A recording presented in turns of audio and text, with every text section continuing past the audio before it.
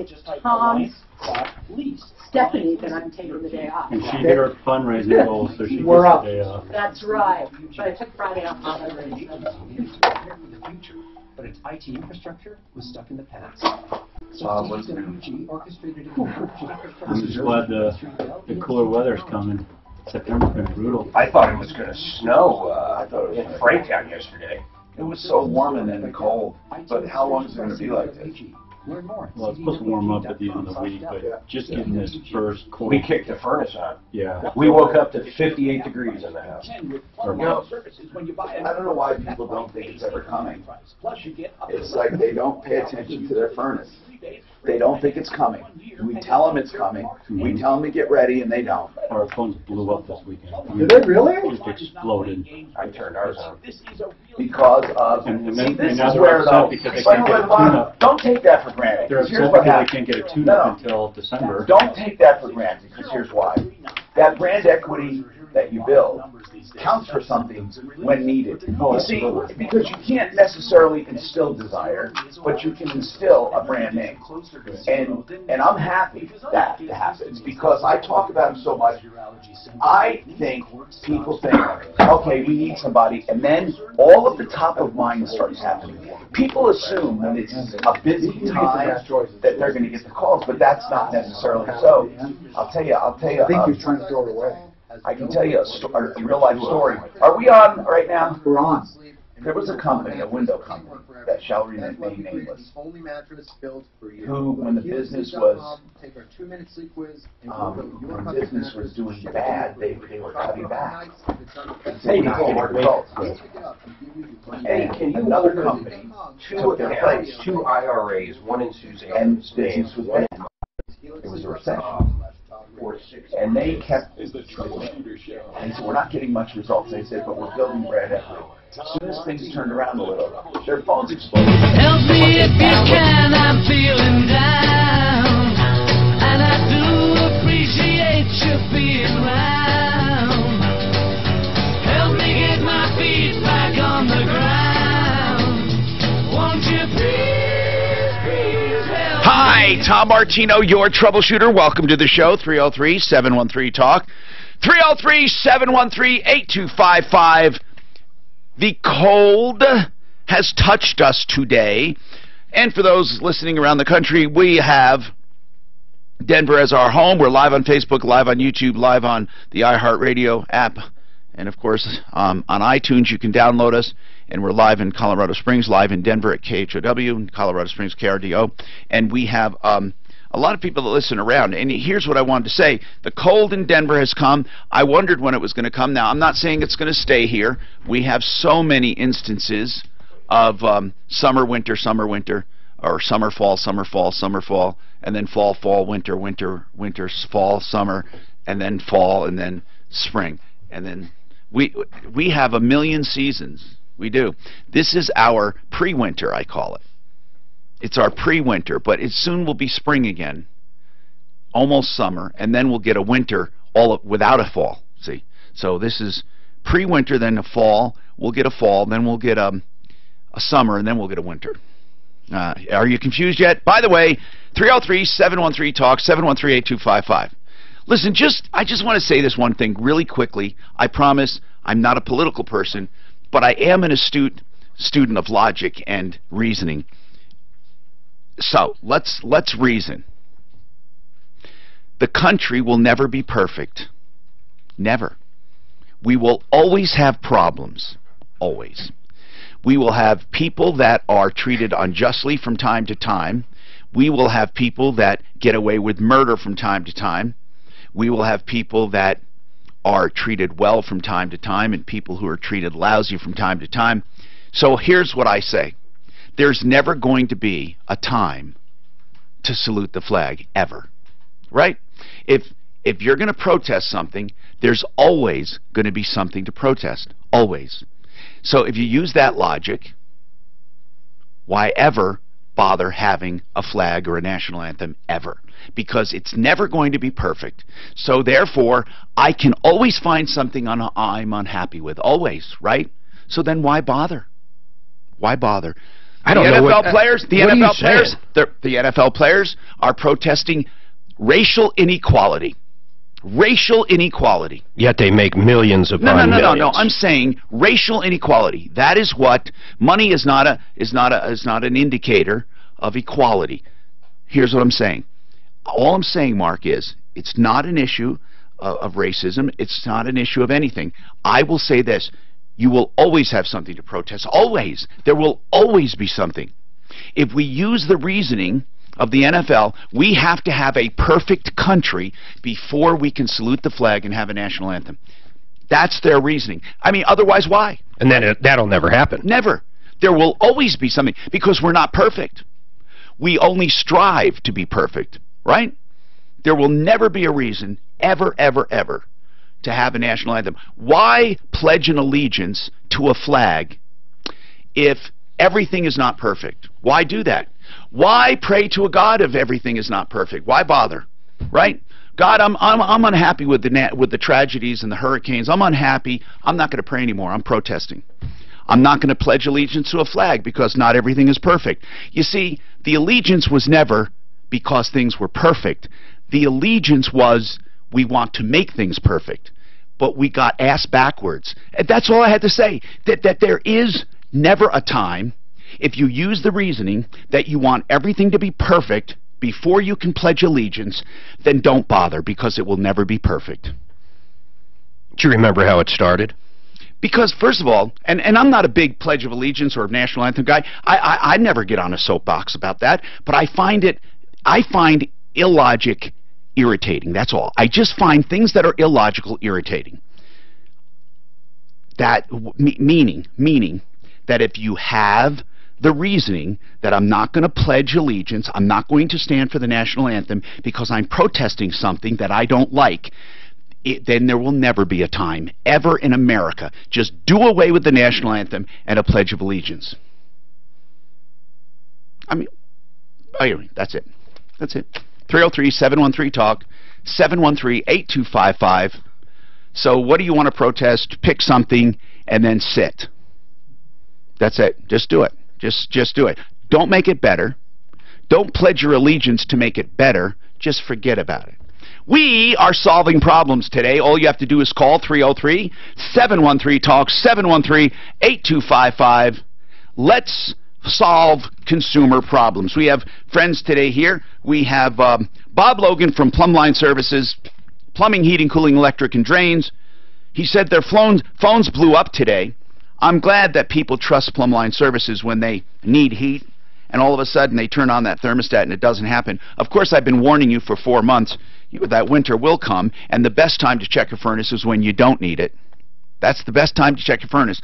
The best time to check an air conditioner, when you don't need it. The best time to do any of that is when you don't need it, so you're not under pressure. Because there will be people coming out of the woodwork with cold weather saying that you need a furnace, and you're not going to stop to think. Just like in the high heat, we say, oh, my air conditioner's out, we can't sleep, I have a baby, I need an air conditioner. Yet, you had plenty of time to check it out before it got so hot. But it's not too late. We're going to have warm weather again, let's face it. This is not the dead of winter. So Plumline Service is with us. He said his phone blew up. Okay. Why? Because people went to turn on the thermostat and they didn't get heat. That's the number one reason the phone rings. Right, Bob? Number one reason? That is the number one reason, yes. And that is a very simple problem that could have been handled before they needed it. It is, especially during the shoulder seasons, what we call the shoulder seasons, the slow times. We run all sorts of specials in order to... But now you're so busy. Now you're so busy. I'm not saying you won't take care of people, but it's easier to take care of people longer and faster, stay there longer, be there faster, when you are in your slow time. That's absolutely right. And we actually have some great programs. We have something called our Comfort Assurance Plan that is designed specifically for that. We maintain your heating, cooling, plumbing, and electrical systems all throughout the year. So and they're given priority. And they're given priority service or given certain discounts. So you don't have to worry about the unexpected breakdowns in the last minute. I need to have heat or What's the cooling. number one reason when people do turn on the thermostat, heat doesn't come? What's the number one reason? I mean, furnaces don't just go out. I mean, what could have happened during the warm weather that would cause a furnace not to turn on? You know, there are a number of reasons. I mean, thermostats are a big reason. It could be the thermostat itself. But as your system starts to run, if it does turn on and all of a sudden you have problems next week, chances are you need to change your filter. That's our #1 call, is an impacted filter, because it overheats the system. Now, Mark, you said you fired up your furnace. I hate that smell. Every single year, any house I've ever lived in, that first time you fire it up, it always has that stench. Because of the filter. Well, I changed my filter, though, but you still smell it. Well, and it's not just the filter, but we get a lot of those calls too. People concerned because of the smell, and it is pretty normal. I mean, when your furnace first kicks on, you're gonna. But doesn't air conditioning use the same ductwork? Why would you get an odor? Because the heat in the heat exchanger. Okay, the heat exchanger itself has been sitting. Yeah, so again, you're gonna, when you first kick it on, you'll typically get that smell for a couple of days, and then it'll go away. So don't get overly excited about that. You know, obviously take a look, make sure that there's nothing on fire, but that's probably not the case. It's just burning off. And then we have a common man in today. Did you turn your heater on, by the way? I'm surprised Mark did. He usually waits till it's 30 degrees out to turn it on. I left my system off, which is neither. I just turned it off because it maintains temp. Where you live, because you're in the building, do you not have to turn yours on? Okay, now remember that okay, I'm in the house mostly. The building, the wonderful thing about the building, the condo, is that you have floors above and below, and you really, truly, I swear to you, I've never lived in a more energy efficient place in my life. It stays cool and it stays warm. I mean, it stays at a constant temperature. It literally reads 72 most of the time. You don't have to touch it. It goes as cold as 62 and as hot as 74. But you can live in that range easily. Now I do use air when I want a cooler, and I do use heat, but very, very, very, very, very seldom. Bob, what do you suggest people set their heat to? I'm in the range of 55. No, 68. Yeah, and I'm going to freeze to death. Yeah, personally, I like it around 64, but my wife disagrees. No, 68 when you are sleeping. Tom. Don't you think 68 yes. is fine? Most people between 70 to 74 during the day. Way too hot. And then they'll kick it down to 65 to 70 at night. 68 is perfect for sleeping, and I would say during the day, if you're really walking around, 70. I mean, it's personal preference. It's all of course personal it is. Preference. Anyway, tell us if you have any tricks for saving money on your furnace. We do have a common man today, Richie. Richie comes to us. He answered a tax question. What was the tax question you answered, Richie? Yeah, I think you asked what is the most violated tax of them all, and it turned out to be the sales tax. You know, Richie, I closed my eyes when you were talking because now I know you. You have been calling me for years. Yeah, I have. Yep. I know your voice. Uh-huh. And I never, ever would guess you were this good-looking. Oh, man.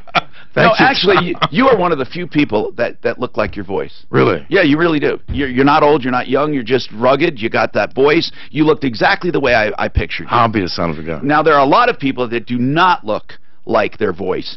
All right, anyway, folks, let's take a call. Cody. Cody, welcome. Tell me what's going on, Cody.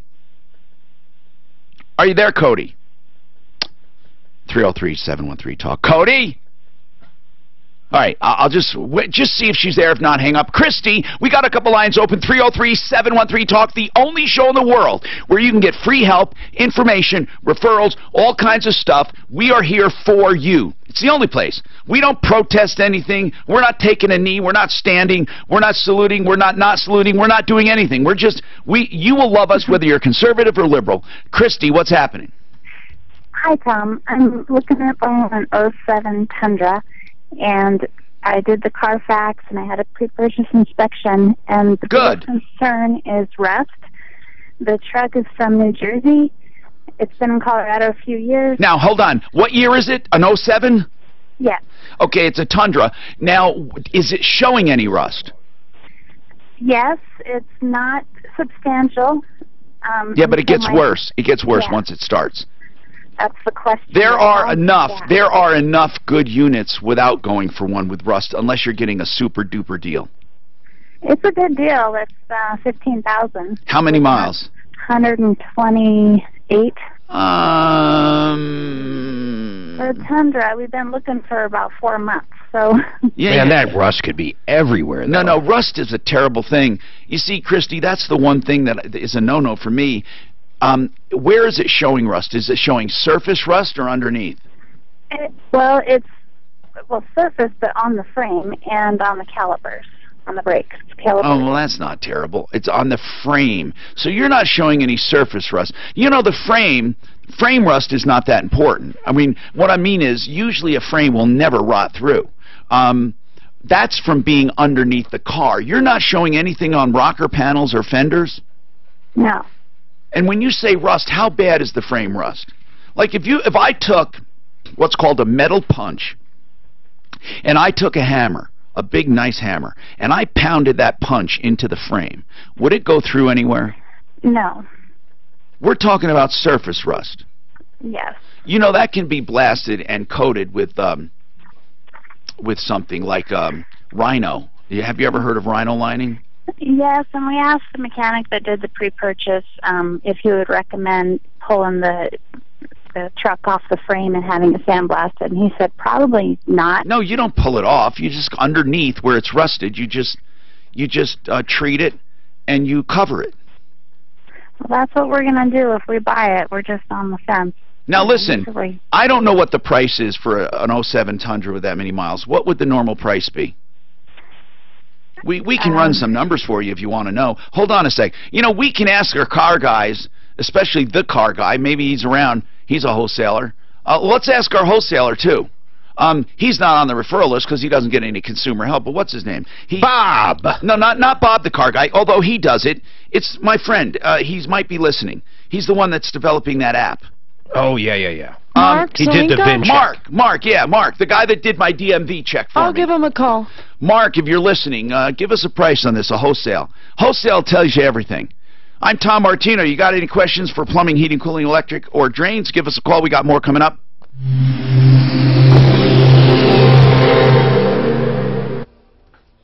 No, I'm serious about protesting. When will anything be perfect enough? What's that? If you're going to protest, we're never going to be perfect.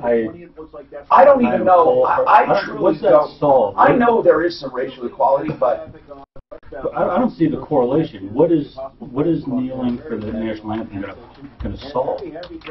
That's not. It might bring attention to the matter, but it's not if you don't like Trump, that's one thing. It's not going to solve anything. That has nothing to do with the national anthem. Are you just pissed off he's president? You shouldn't call him sons of bitches.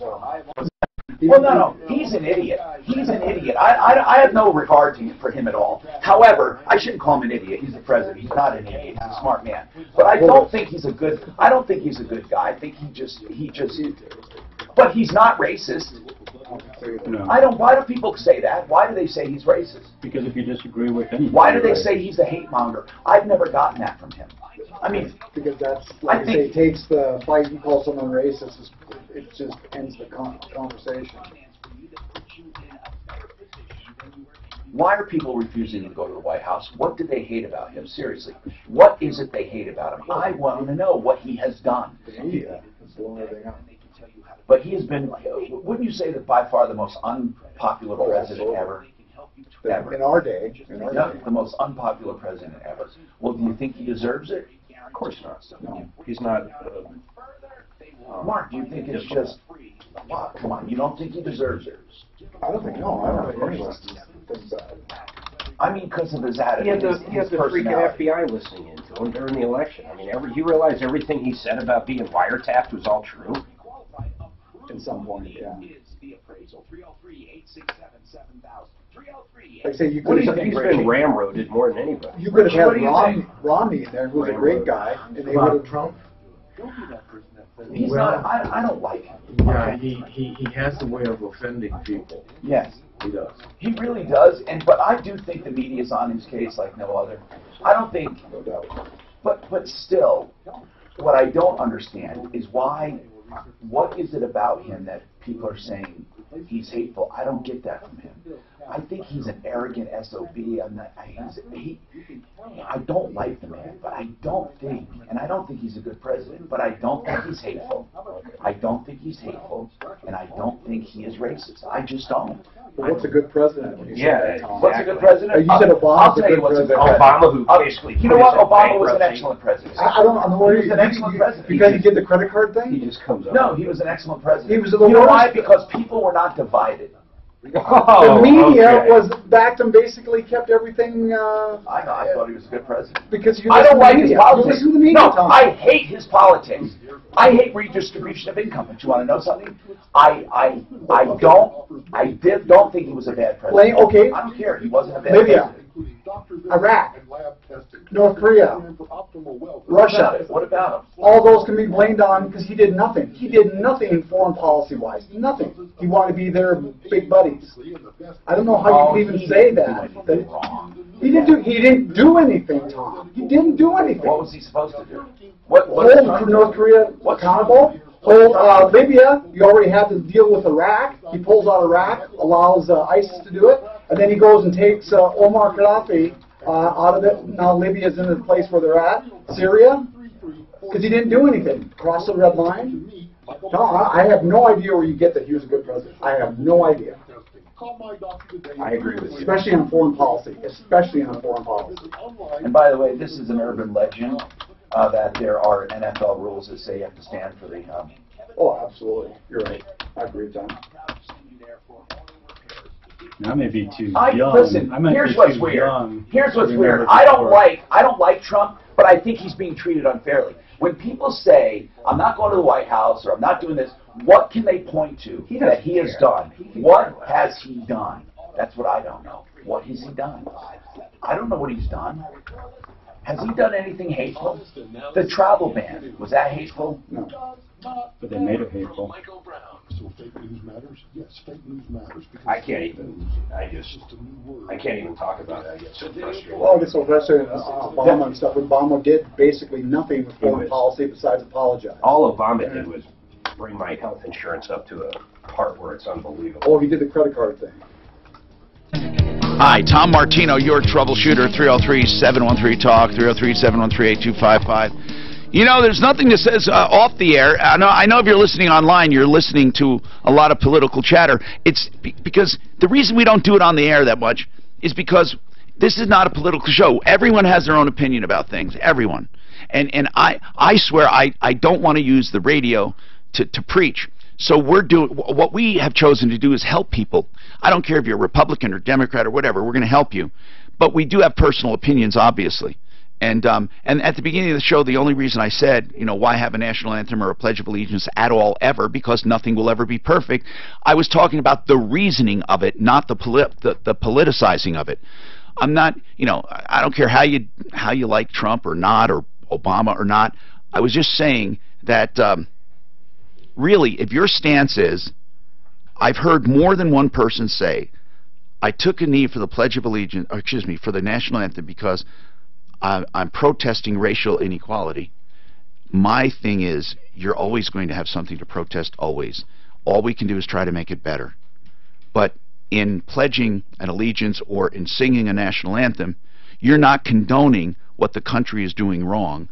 You are trying to say you want to make it better with, that's what I think. It's, don't you think? I mean, and that's the logic of it. I'm not talking about the politics of it. Don't you think united, if people stand united and together, they can work against this crap? 303-713-TALK, 713-8255. So, did we get a price yet from a wholesaler on this Tundra? If you wait, Christy, we'll try to get one, okay? David has a collections notice. By the way, we have Plumline Services with us, and we do have some questions for them in email. David, go ahead. What's happening? How you doing, Tom? Hey, just wanted to give you a call in regards to a letter I received from Oregon Collection Agency. This was in regards to an account I had in Las Vegas, Nevada for NV Energy. Now, what was that? Your utility company or what? Yeah. That's what they do is they set you up on a like a budget billing type setup. Right, and then at the end of the year, though, don't you have to adjust it? That I wasn't aware of. Yeah, when I talked to them, the budget billing is to give you the budget billing is meant to give you an even payment throughout the year, but then at the end you have to adjust it. Okay. So are you saying they billed you for an unpaid balance and you thought you were paid because you were paying a level monthly payment? Yeah, because they average all the right. Your That's right. annual payments. Yes, but David, had you paid too much, you would have gotten a credit. Okay. So if you're asking, is it correct? Yes. Is it good? Is it bad? I mean, it depends on where you stand. Budget billing was offered here with Excel, and I don't know if they still do it, but it was also offered here because people wanted even payments instead of paying a lot in the winter or in the heat of the summer. They wanted even payments. Do you know Bob Logan with Plumbline Services? Do they still have budget billing where you can pay a certain amount every month?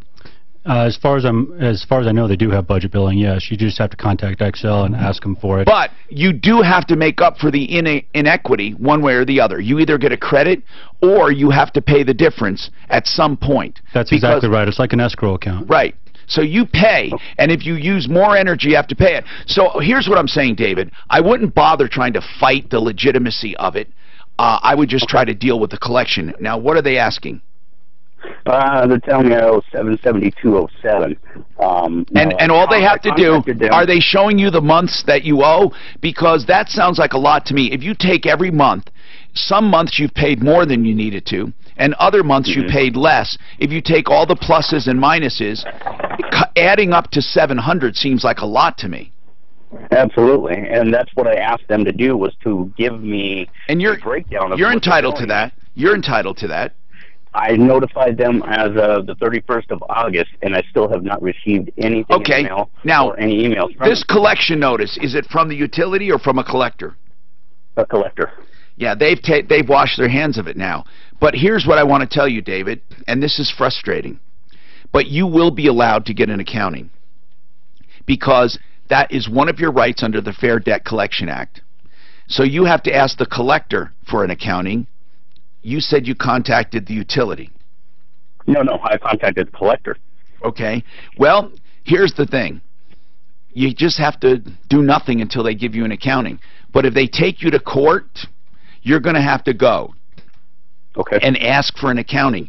A judge will never deny you an accounting ever. But a lot of collectors hate doing that. They think it's a stall tactic, and if you ask for an accounting, they'll say, well, I'll see you in court. Well, fine, you'll see me in court and give me an accounting then. I promise you, David, if they cannot show you how they came up with that, then a judge will not let them collect.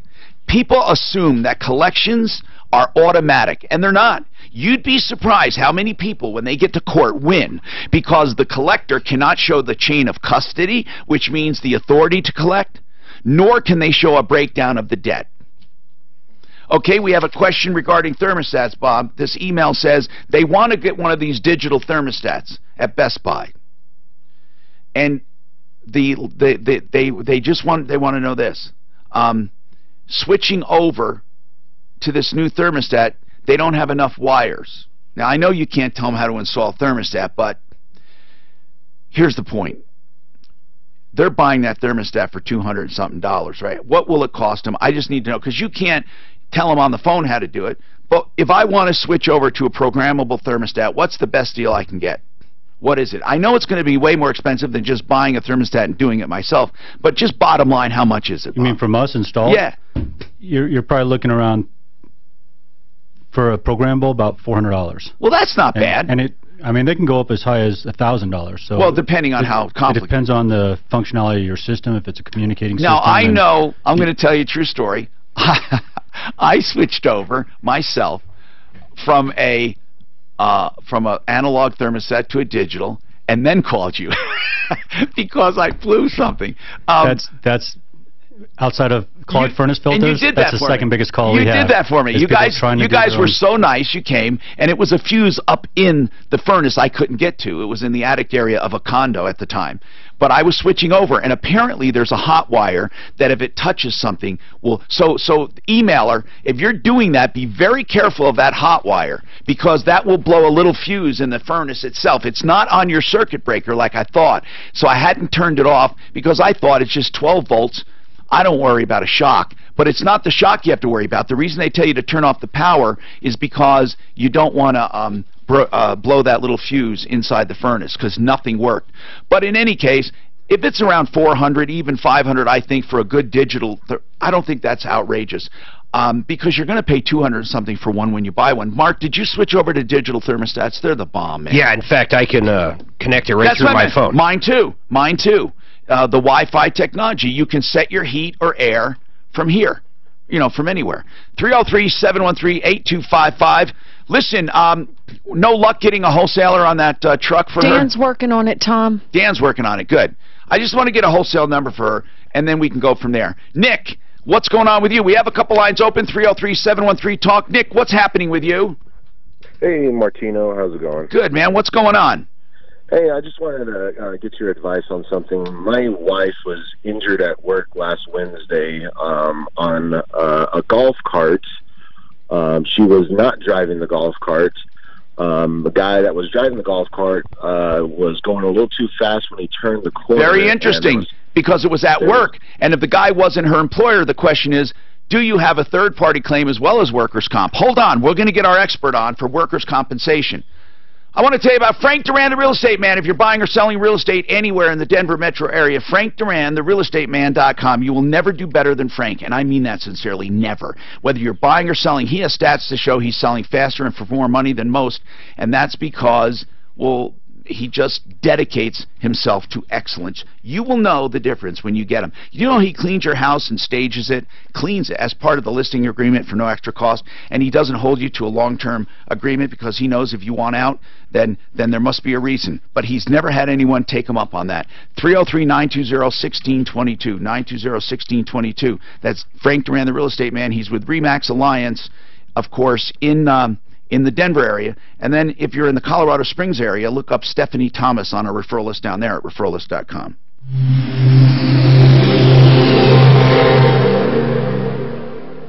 iHeartRadio Music Festival.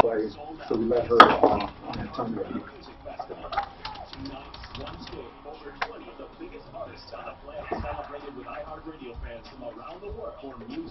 I think it's expensive for some people. It's funny. I started out thinking Obama was a joke, and then I ended up liking him because of how he united the country. He was a likable guy. I was hired. He was likable and he was respected. Don't you think he was respected and likable? Well, I don't think we took a black guy the rest of the world. Do you? No, I don't think he did. But he did. Like I said, first he went and apologized for all of our misdeeds and stuff. But like I said, he did not really do that. Yeah. You know, I heard he did. But did he apologize? Did he really? Because I don't like that apologizing for America. Did he really do that? Yes, that was his first trip overseas. Come on. Mark, did he really do that? That's what I fear. Did he apologize? Who? Obama. Did he apologize? That's why they call it, apologies. Lincoln Tech. And like I say, foreign policy, he did nothing. That's how he stayed out of it. He did nothing. I know back in Indiana they had nothing. He took us out of Iraq when Iraq was won. He created ISIS. Now that's an absolute total thing. He created ISIS by doing that. Iraq was won. Now, granted, I don't agree we should have went into Iraq. No, we shouldn't have. But, and then we did that, and they were complaining about that. Then they go into Libya. And did that with Libya. And Hillary goes, oh, we did it for less than $1 billion. So we didn't lose one American life. Look at Libya now. Look at Syria now. Look at North Korea now. He did nothing because he's lazy. He was a lazy person who didn't want any mark on his work. That's what I said. I don't know if he was lazy. What did he do that was... he made health insurance go up better than anyone. You forget about health insurance. I do get pissed though, really. I get pissed though at all of the people throwing stones at him, and all of the athletes and all of the movie stars and all of Hollywood. Why do they hate him so much? Because why? No, don't just say because. America first. Because it's America first. Is that it? They find that hateful. They find it very hateful. Really? He does it all. Plumbing, heating, carpentry. Seriously, the media hates him. The media did it. And is that Look a at business? No, seriously. I mean this.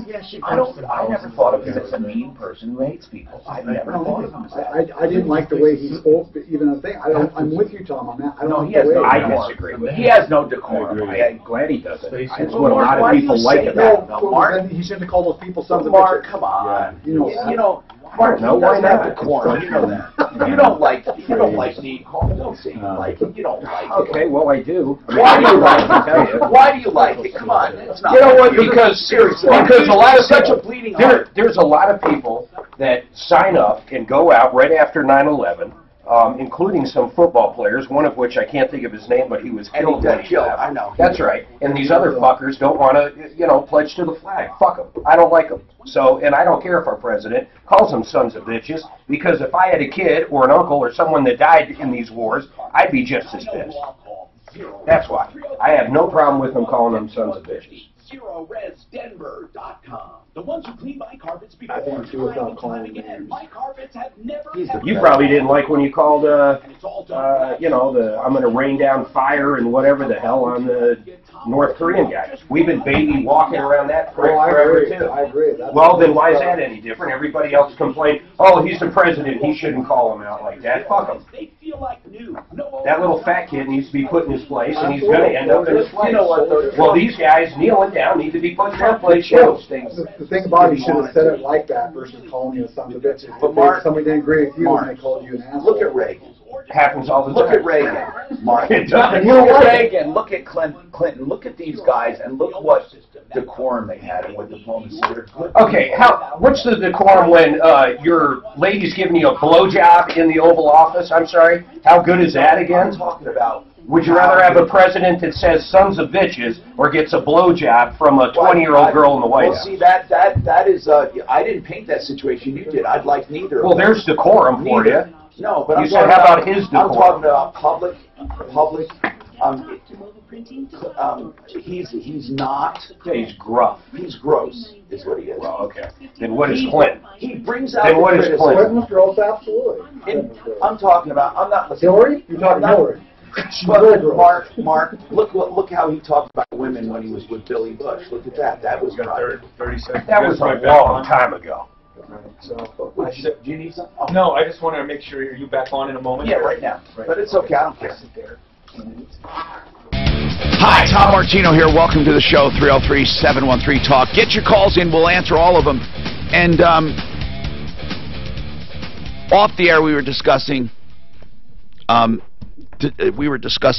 personalities. And I said that I think Trump is abrasive, and he brings on a lot of that criticism himself. And Mark says he likes him being abrasive. Wouldn't that be, in a nutshell, what we're I do. about? I like the fact that he's not a politician. Yeah, I like the fact he's not Don't polished. you think he could be more of a diplomat, though? And I'm sure he could be. Why not? Decorum? Yeah, I'm sure he could be. I don't think so, no. Don't you think the office deserves that kind of... I don't. I like how you like how crude he is. I like Mark how straightforward he is. He likes the gruff I don't tone. like the BS. I don't like hearing crap that's not true. I don't like that either. And you were talking decorum, and you said, hey, Clinton and Bush, and they had decorum. Well, and Reagan. Yeah, look what Clinton had he had his assistants down on their knees in the Oval Office. That's not decorum. Yeah, but I'm not talking about that. I'm talking about the public image of our president around the world is kind of gruff right now. I don't have a problem with it. Okay. How should he be handling this little fat kid over in North Korea the same way, baby talking him, sending them pallets of money like Obama did? We're not talking politics, Mark. You're talking. I was talking personalities. You always have to get political. See, you can't see that. That's not political. There are good and bad people on each side as far as personality. I don't see him meeting with the Attorney General on some tarmac somewhere discussing her going to prison. You can't tell me that Trump has a great personality. He's got a great personality. Oh, come on. People automatically Have you not seen The Apprentice, my man? It was like the #1 show for years. He's got a great personality. People automatically dislike him. That's not true. It's not true. I think it is. I'd say the majority of our audience likes him. How's that? Well, I don't care about that. I'm not talking about politics now. I'm talking about him as a person. I'm talking, most people are sick and tired of politicians that sit there and lie. They talk one thing out of their mouth while they're doing something else. You finally got a guy that basically does what he says he's going to do. And big deal, he doesn't explain himself well. Either do I. Yeah. Okay. I just don't think he... Right, Bob? I don't think he... Right, Bob? Cliff Enton... Come on, Bob. I don't think my mic is working right. 303... Hey, Nick had a workers' compensation question. His wife was on a golf cart at work. Now, what kind of work does she do? She's in a warehouse. Okay, and she was in a golf cart, and her associate or boss or fellow employee, who was driving? Fellow employee. And the golf cart, what happened? He turned the corner too quick, and there was a stack of pallets right there, and off to the left, and then off to the right was a forklift. And so he swerved to miss the pallets. My wife is bracing to jump off, and her foot gets caught on the forklift, and it pulls it back. Okay, so there was nothing wrong with the golf cart. It was just how it was being operated. Correct. Okay, so now she's injured, and she put a workers' comp claim in? Correct. She's went to the doctor the next day, the workers' comp doctor. They put her in a brace. She sprained the top of her foot, and then they said that she sprained like a ligament in her knee. So what are you calling about if she's being taken care of by workers' comp? Well, the thing is that they want her to go to therapy, but she just went to the doctor again on Saturday for a checkup, and they said, well, we don't know if it's actually sprained ligament in her knee. We're going to order a referral for an MRI. So what's wrong with that? Well, does she still need to go to therapy, not knowing what is going on with her knee? Well, are they forcing her to go to therapy? Are they saying you have to go to therapy?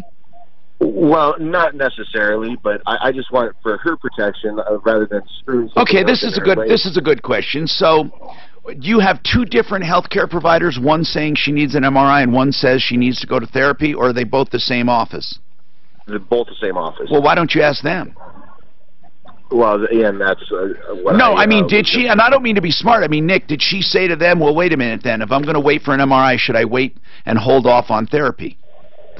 That is something that she needs to do today. Okay, good. Now, I had a question for our attorney, Cliff Enton Law, because Cliff also does personal injury. Now, do you think, Cliff, this is an unusual question, but in workers' compensation, because it does pay out so little when people are injured, and this case may not be the example of that, but I'm talking about in general, you try to look for what's called a third-party claim. For example, let's say the golf cart was defective and the motor ran away and it caused serious injury. You would go after workers' comp, plus you would go after the company, right? Right, you would have a potential third-party claim against the manufacturer. So my question of the is, golf cart. do you have a third-party claim against the driver if it was a fellow? No, because they're a co-employee.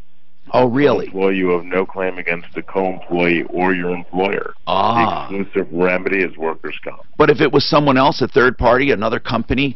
Third party, if it was another company, maybe another contractor to come in. So that happens sometimes in construction sites where you're all working together on a construction site. All right. Now, another question. Another question now, because you're fellow employees, you cannot sue a fellow employee, you cannot sue an employer. What about when, well, let's say Nick did not say this happened, she's going to ask the doctor, but what if you did have conflicting advice, or they told you to go to therapy and you felt something more was wrong? Let's just say that you don't necessarily agree with the treatment they're trying to push. Do you have a right to do what? Well, you don't really have a right to... Do you have a right to independent exams? Can you go to another doctor and say, I don't want to go to this guy? On your own nickel. Oh, okay. Now, you can ask for a change of physician. But it would still be a physician that was in the employer's sort of network. Each employer gets to pick 4 or 5 networks or doctors they like healthcare clinics. But, I mean, it seems like in this case, from the facts, you know, that in every work comp case you have basically your primary care physician, your ATP, and the ADP really makes the final calls on the case. So she should call her ADP. What is an ADP? ATP, I'm sorry, authorized treating physician. Okay, that's the primary guy. Primary doctor. Okay. Say, hey, here's the deal. Should I keep going to PT, or should I wait till after I have the MRI? Because the danger is, if you refuse to get, if you no-show for the care, they can they could find you non-compliant, close your case. And they can pull out benefits. Right. If you're non-compliant. Right. That's okay. So you've told us a lot there then. An ATP, which is basically your primary care doc, has all the power. If you disagree, you can get medical evidence independently, but you have to pay for it. Do they listen to independent doctors if I went to one who said, this is the wrong way, I should be being treated this way? Not usually. No? See, this is what I hear, Cliff, that workers' comp is all one way. Is that true? Yeah, I mean, it's kind of rigged in favor of the employer. Even with the doctors, I want to know this. Really, your gut feeling. Do you think that the network of doctors that are known among employers and workers' comp, do they truly cater to employers? Generally speaking, because the employers are the one that are sending the folks to the doctors. They're paying the bills. So they're looking for doctors that will get them back to work quicker for maximum medical improvement. Well, you know, that's probably an overstatement. I hate to think that the system is that bad. But generally speaking, I think that subtle pressure. If you're a doctor and you want to continue to get a lot of work comp cases from the insurance companies, you have to somewhat be in their corner. That's just reality. I mean, and there are some very good doctors, which is why it's important to exercise your right of selection wisely. Now, Nick, do you have any specific questions for Cliff Enton? Well, you know, and here it goes. You know, the doctor cleared her to work, but you know, she obviously in a brace can't lift up more than 20 pounds. The doctor cleared her, but the work said no. We can't have you at work. Oh, wait a minute. The doctor cleared her, but the work won't let her. We need to talk about that. I hope Cliff can hang on. By the way, and I'll give out Cliff's number if anyone needs a workers' comp doc in a minute. Rocky's Auto, 63rd and Federal. Listen, they are ready for winter with all-wheel drives, front-wheel drives, four-wheel drives. They got pick-me-ups, they got SUVs, and they got all-wheel drive cars. Rocky's, they're ready, and their inventory changes so quickly, so even if you went there last week, they have new stuff today. They get new stuff every few days. 63rd and Federal, Monday through Saturday, 9 to 8. And you have variety in price, variety in models, makes, brands, colors, and variety in financing. 40 lenders to choose from. 303-426-4646, Rockies.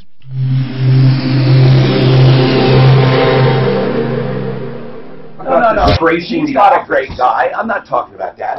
I'm talking about way more disgraceful. But Mark, why does it have to be one or the other? I'm not saying that Clinton is great. I'm talking about the public. Because he's not a politician, Tom. He's not polished. He simply isn't. In fact, it's the opposite. He's been around construction his entire life. He walks these buildings. This is the fuck you, hey, give me a fucking beer, blah, blah. Come on, he's building buildings in New York City.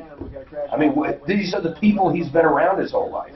For more up-to-the-minute traffic updates, Bob, do you give him a pass, just because he's a regular guy, not a politician? I do think he can be diplomatic, but I think the media is working against him, and I think the media is working against him, and I think people become so partisan that it doesn't matter who's in the White House. If it's not your political party, then you hate them. You're not going to give them any leeway whatsoever. Now, again, I might be too young to remember, and I'm not that young, but the last 8 years, I cannot remember the country being more divided than it ever has been. You said divided when Trump stepped in. No, it was way divided with Obama. I mean, oh my God, Black Lives Matters is unbelievable. It's such a great economy and such a great economy. Where were you living? So well under Obama. He took it over. We were in such a deep recession. I to argue with that. So Dan, you can actually say, I can tell you that we were in a shit recession when he took over. Bush. It was going to happen. It was going to come out of it. Anyway. Tom, if I go open five credit cards today with each a $50,000 limit, I'm going to look like I'm living high on the hog because I'm going to buy a new car. I'm going to buy a new motorcycle. That's what Obama did to our economy. He just bought everything on credit. Absolutely. Somebody's got to pay that. So just like anybody else, you open up a bunch of credit, you're going to look like you're doing great. But eventually, you got to pay the piper. Hillary said that the Russians helped them. She said that in her book in her bookstore. Well, arguably, maybe they did know him. I don't think he didn't have anything to do with it, though. I mean, who cares if they? The media helped Hillary. I don't think there was a big enough influence. The media helped Hillary. She said the media was biased, and they concentrated more on her. They didn't like women. That's what they said. Do you read her book? She said I would never read her book. She lost. Think about how bad she is. She was such a bad candidate. Yeah. She lost to a guy that literally said on video, "I grab him by the." I mean, she lost to him. That's a pretty amazing feat. I know it is. And she had the media, she had Hollywood, and she had the education system all behind her. That is amazing. That is amazing. That's how bad of a candidate. I thought it was going to be a landslide. Well, he called me on election day because I've been saying that he was going to win the whole time. He literally called me on election night about 7 o'clock. Looks like you lost it, buddy. She's killing it. And I said, Florida's not even in yet. It's all Florida. No. Who was it that every poll in the country was leaning her way. I don't see how they missed it. Who was it that was coming in and it was showing her leading in the very, very beginning? What state? All of them, every one. Because you know who reports first. So I said, Mark, or no, I texted This is him. the night of the election. I said, looks like a landslide. And I look at Suzanne, I said, it didn't even start. They're not even any states that matter yet. We already knew. Looks like where California's going and New York. You know what? Here's what I found funny. We're 3/4 into the night, and Anderson Cooper is still drawing on the board, saying, well, she could have a path if this happens and this happens. She wins this county in Florida. They were so shocked and disappointed. They were literally unhappy. And how come none of these people that always say they're going to move if he wins, how come they never fucking move? Why is that? Good point. How do you come out? Didn't Rosie O'Donnell, she was going to move, and all these people are always Cliff couldn't hold? He's literally in the doctor's office room. What was the question that Nick said he had? I don't know, but Cliff did say to call him back. He still may be available. Okay, I need to get him back. Okay. In the meantime, do you want to go to Brandon Siglian in line 2? I can call Brandon. Too late. Yeah. Next hour. By the way, I disagree about workers' comp working on behalf of the employers because we've got guys that have had limps forever and just milk it and milk it and milk it.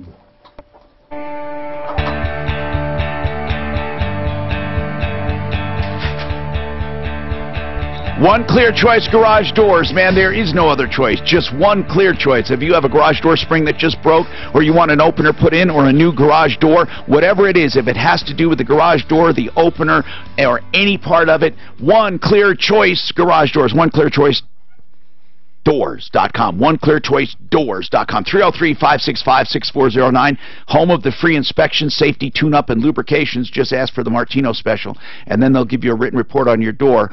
303-565-6409. Okay, so, Bob, you don't think that workers' comp caters to the you're an employer, you're the boss, one of the bosses. You don't think it caters to the boss, the companies?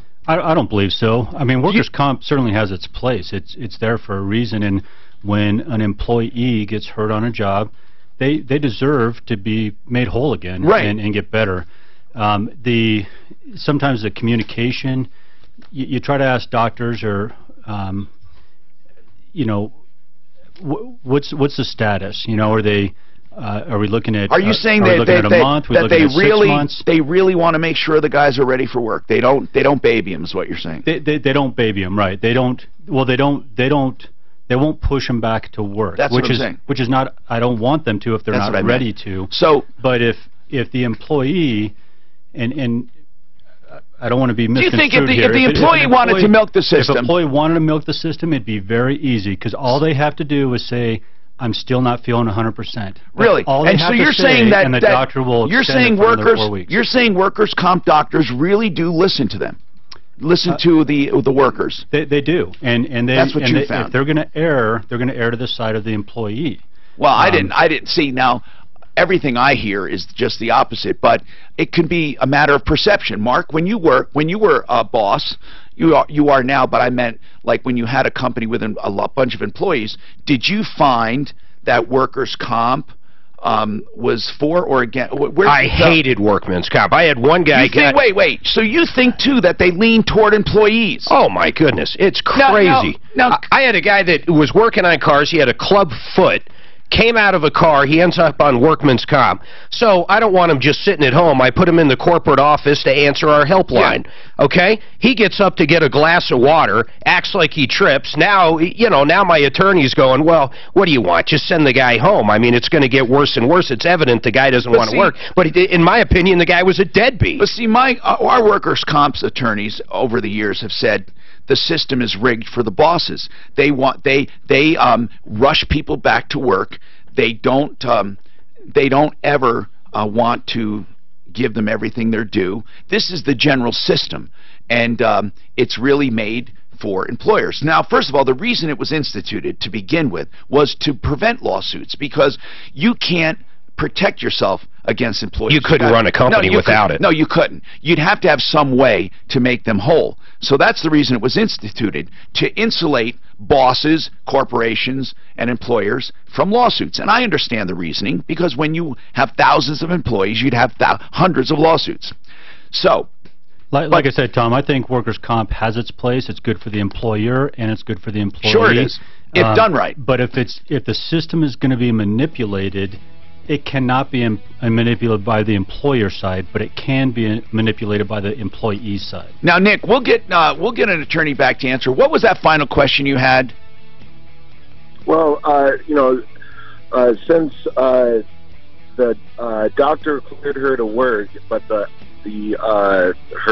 job said no, we can't have. What do we do with a conflict? That's the question. Okay, Nick, we'll answer that and more. Plus, take all of your other calls coming up.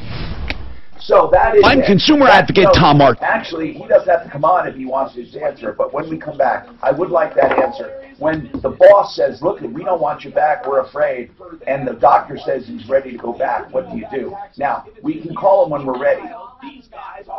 My guess is he's saying she can go back on light duty, and they're saying we don't have, if you can't do your job 100%, we'd rather not have you back.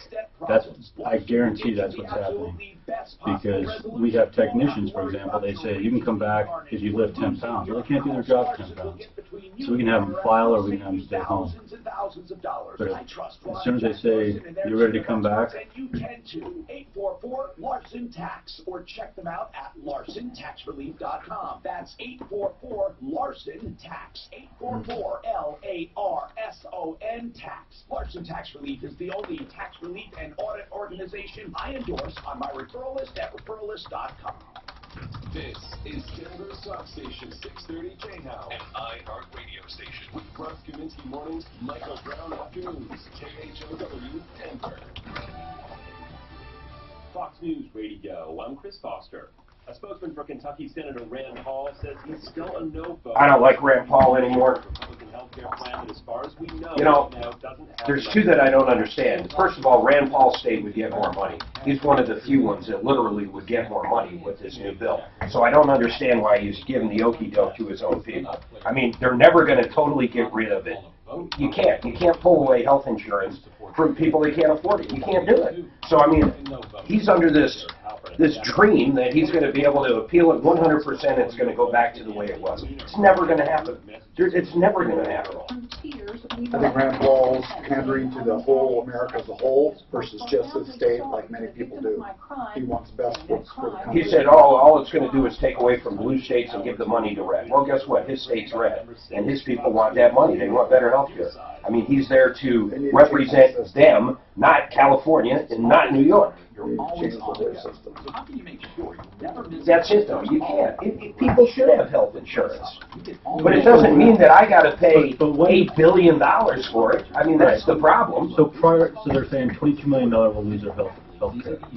When has anybody ever been denied health care in the United States? Never. You walk into a hospital. Never. In fact, they have to take you. Absolutely. So nobody's going to lose anything. And most of the people that are going to lose it, it's because they're not mandated to buy it anymore. Did you buy health insurance when you were 20?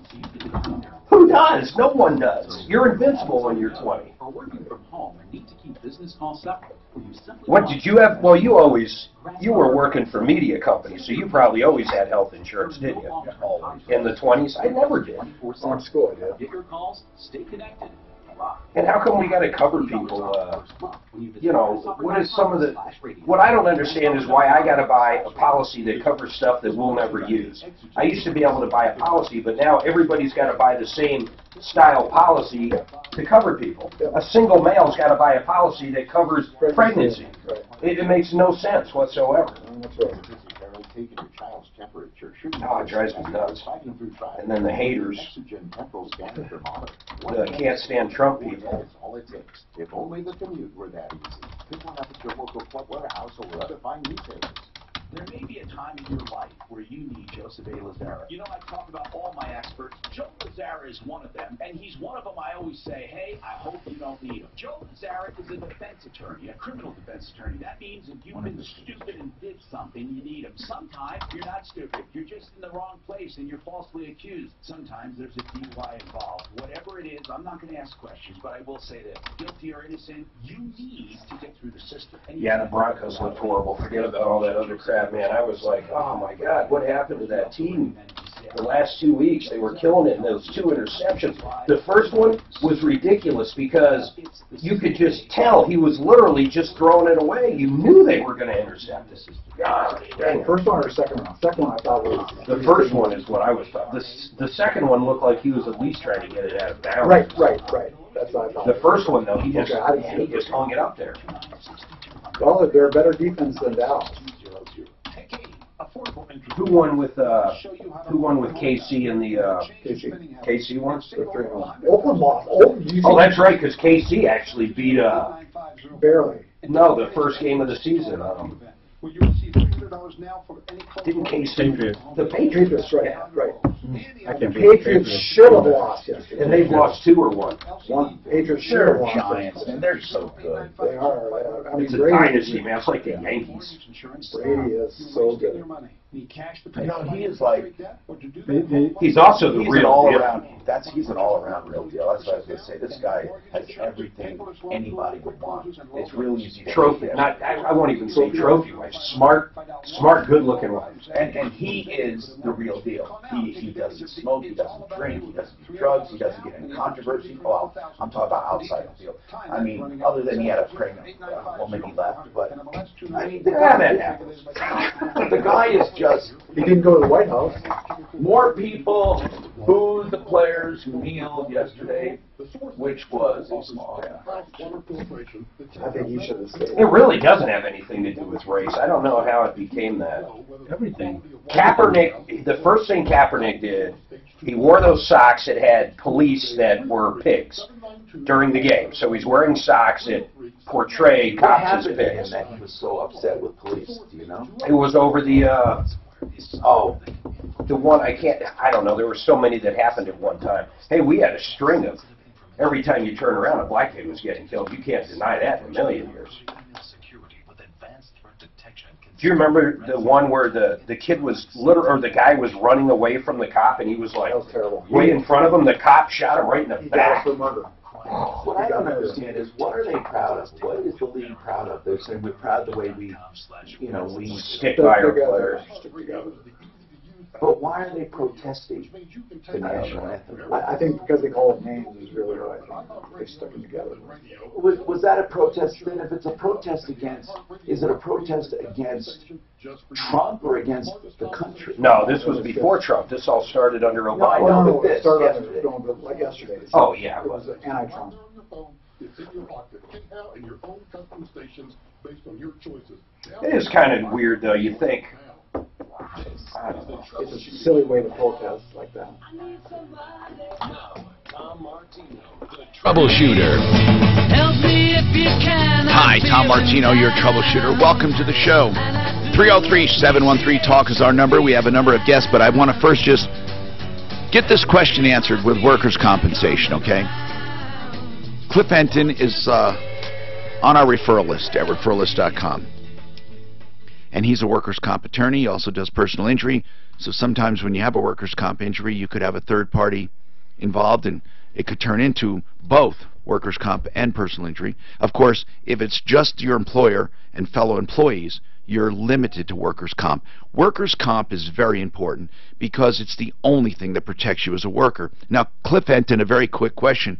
Maximum medical improvement, that has been a debate for years. When is somebody at MMI? Because when they are, they're expected to go back to work, sometimes with limitations. In this case, though, Nick says his wife, they want to send his wife back to work, MMI, but the employer says no. Is that right, Nick? Now, did the employer say no for a reason? What reason? Because the work is actually, pulling orders and, running the forklift back and forth all night long. So she can't do that. Did the doctor give restrictions? Restrictions to no more than 20 pounds. Oh, so the doctor did have so they're not saying we don't want you back. They're saying we don't have a job for you with those limitations. Exactly. Oh, that's different. Okay, Cliff. So the first question is, I doubt sincerely she's at maximum medical improvement, or you still wouldn't be doing the MRIs and the physical therapy. MMI in work comp is a very specific term, and it's where you're more or less released from treatment. So I doubt that's the case. But could you be released from treatment but still have restrictions? Sure. Okay. Absolutely. Then can an employer, whether she's MMI or not, can an employer say, now that you have these restrictions, we can't employ you? There's a difference between we can't employ you like you're fired and we can't accommodate your restrictions. Now, if they're not at MMI and the doctor gives restrictions and the employer can't accommodate those restrictions, then you're still entitled to temporary total disability benefits. Once you're at MMI and the employer can't accommodate those restrictions, then no, you don't get. Then you're unemployed. Disability. Then you're unemployed. But then arguably you hopefully get a permanent impairment rating that's going to take some of that into account. But here's the really important thing. You can't just self-limit yourself and say, you know what, I'm not going to go back. If they offer you modified employment, I understand. You have to attempt to do it. So, Nick, do you know, is she at maximum medical improvement or not? No, she would not. Okay, so right now she can still get benefits if they won't put her back to work. Right. If they can't accommodate your permanent restrictions, or your temporary restrictions rather, then you get your temporary total disability. So Nick, you hear that, right? So they if they don't want to accommodate those restrictions, they don't have to. So even though the doctor says it's okay to go back to work, the employer is saying we can't take you with those limitations, which is fine, but then she still gets benefits. But once she reaches maximum medical improvement, and if she still has restrictions, they're allowed to let her go completely. Okay. So that's really important that you know that that they don't have to hold a job open for people, do they, Cliff? No, and in fact, they can get rid of you even if you're on work comp, but then you would still get your temporary total disability. You have to understand that the Division of Workers' Compensation can't make an employer keep you employed. They're not going to interfere in that employment relationship. Well, they don't have that authority. So can people be fired? I mean, do a lot of people get fired after filing? No, I wouldn't say a lot. Some do. And then that's a potential OSHA claim for what's called retaliatory discharge. But you'd have to prove that, right? Yes, yes. Cliff Enton, Cliff 303-333-2222, right? And, of course, EntonLaw.com. Thank you, Cliff. 303-333-2222.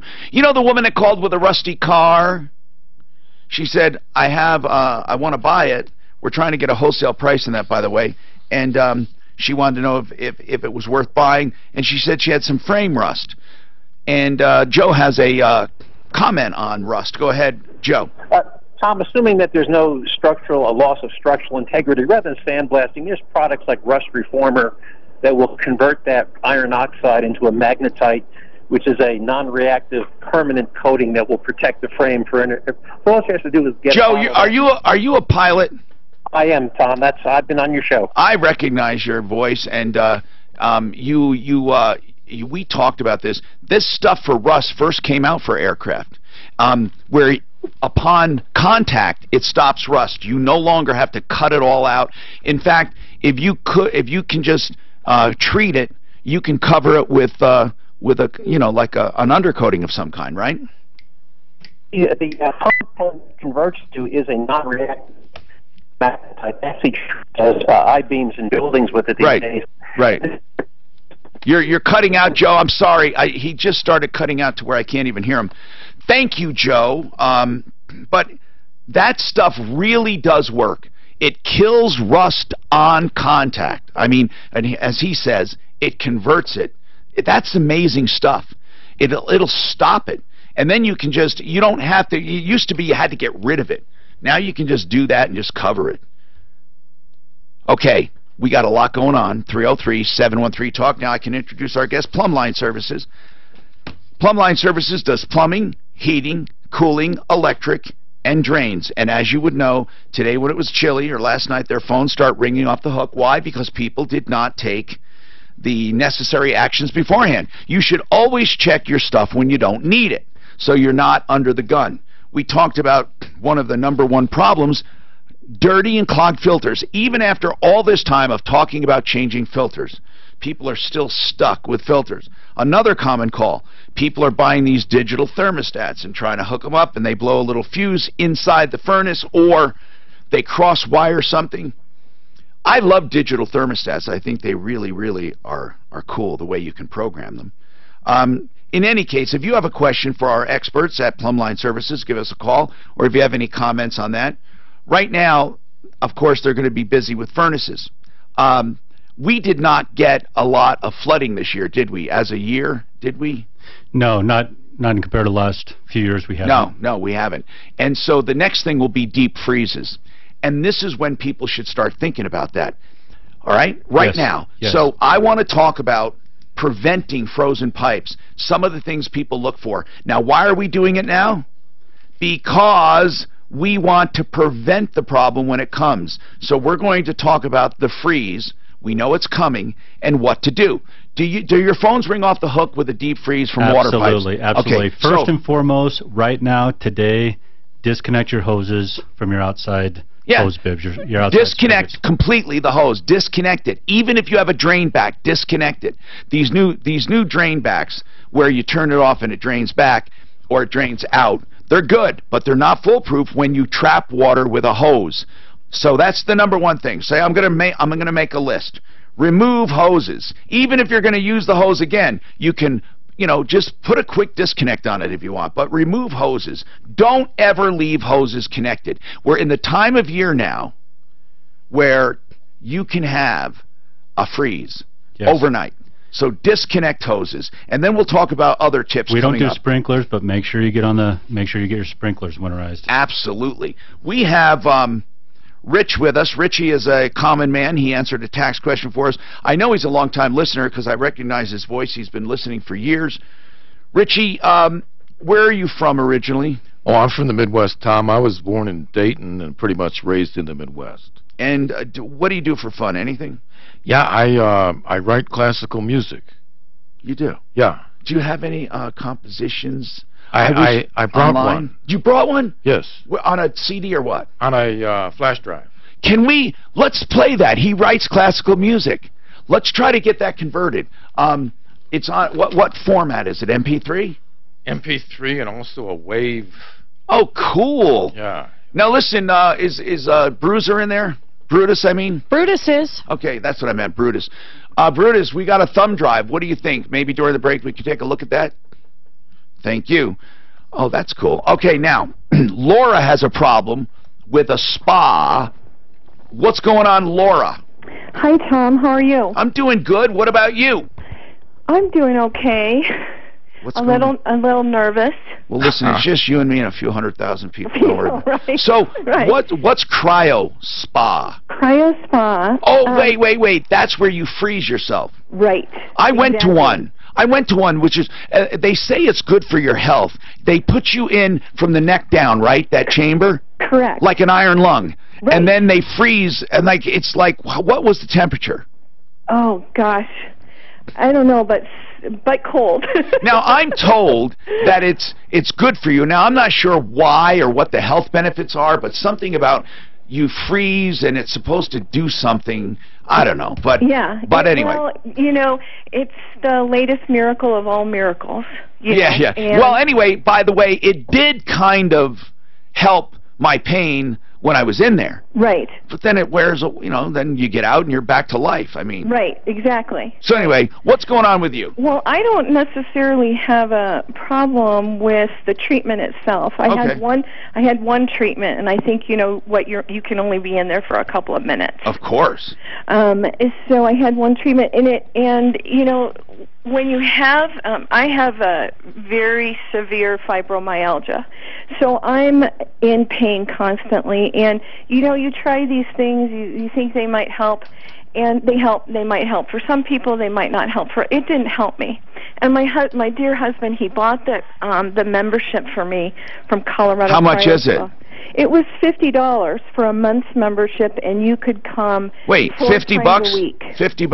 $50. That's pretty reasonable, man. They were way more expensive when I checked them out. Right. So that's $50 for the entire month?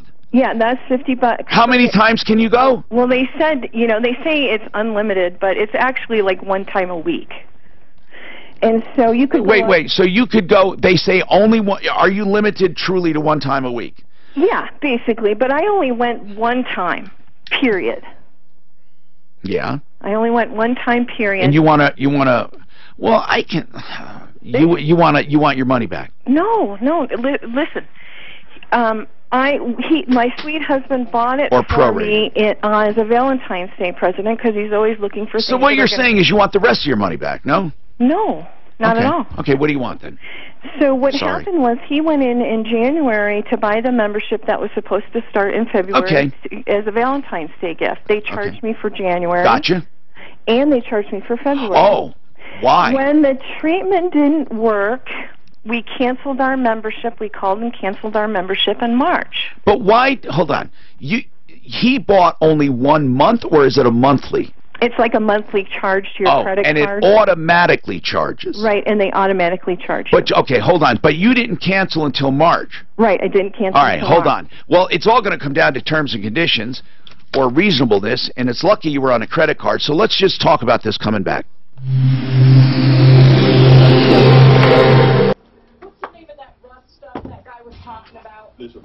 I didn't know Trump said this. I got to find out. There's all kinds of ways. I'll find it. I know He tweeted North Korea won't be around much longer. That can mean many things. That's funny as hell. I did not know he said that. Also, watch out for slow speeds and westbound I 270. There's all kinds I of missed the name of that Russ. No, he has a What's certified. stolen? There is Seal. There's a rust converter primer, Seal at the Home Depot. Is probably there's all kinds. There's all kinds. Yeah, tell her let's Seal. just see what it does. This is the one that converts. I love this stuff. It's the most amazing stuff. Seal's converter, industrial strength product, household. Rust occurs naturally on iron in steel oxides and returns it to its original state. Iron oxide. That's it. Okay, so rust she can just buy that. She can just buy Ruck. No, it's called Seal. It's great stuff, man. I almost wish I had Russ so I could use it. On my referral list at referralist.com, and he is a personal injury return. If you convert I almost wish I had Russ. So nobody noticed this at all. I went so many places, not one person noticed. Griffin didn't notice. Before I seen him, you already announced it, so I didn't even. I don't know. I think it was John Fuller. I didn't. You should talk to. It's free of charge. A little more observant. Do you think I look younger without it? I think it was all white. That's what the Stetson says. I didn't notice. I think I didn't notice it, so it's like hard to even say that. You know what I mean? If someone is negligent, they should pay. That's I don't even remember shave money. Should I shave my mustache? What do you think? What you need, the services of God, someone you've had a mustache forever.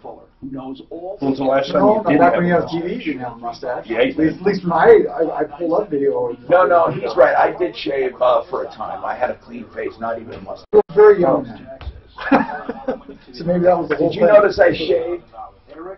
Well, you didn't even notice. Actually, I was trying to figure out what was different. I was like, I did you looked grow a younger and brighter mustache? and wonderful. So you always had the mustache, you just shaved this. I thought maybe you grew a mustache. You know what? I do once. I think you should shave the mustache. I should shave the mustache. Yeah, that really make you look young. You've been in before, I haven't was you? thinking of shaving my mustache anyway because. Have you been in before? No, I haven't, but I met you Where? 10 years back. About 10 years ago, down on the south side. I met you, Dan. Very nice man. My God, where? Yeah. Why? Were you in getting your car worked on? No.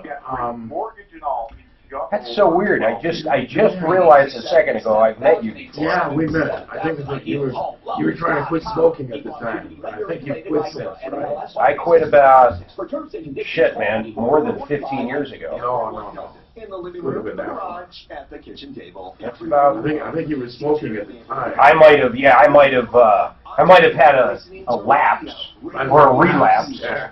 That's possible. Yeah. Last time I smoked was well over 10. Yeah. But where did you meet? Where did we meet? Kind of. Even more millennials.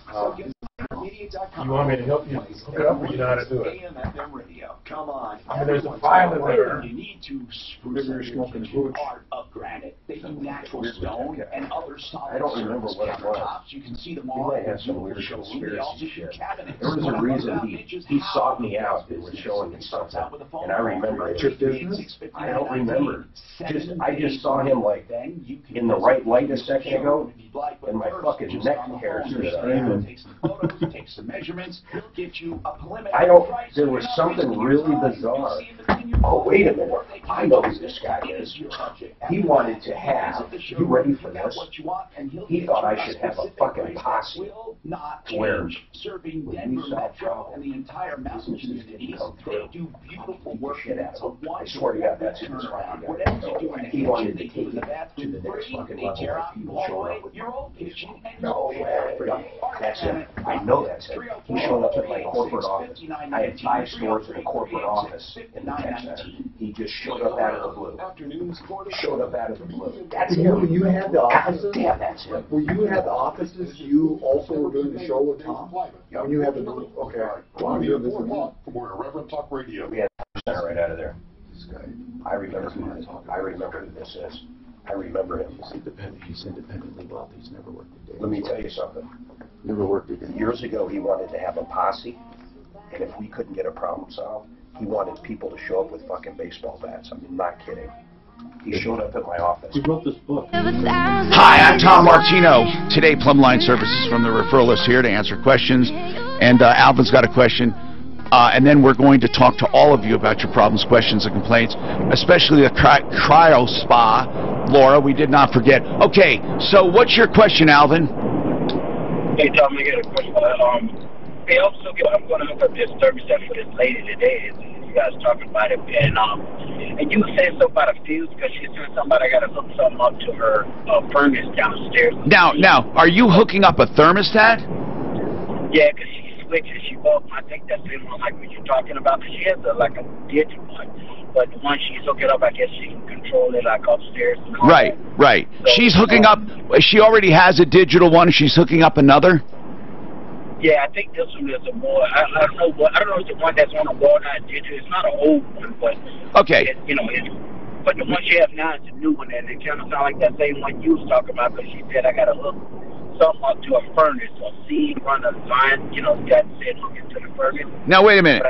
You're helping her, and you're helping her put this thermostat in. What I don't understand is, did she say there's something extra you have to run, an extra wire?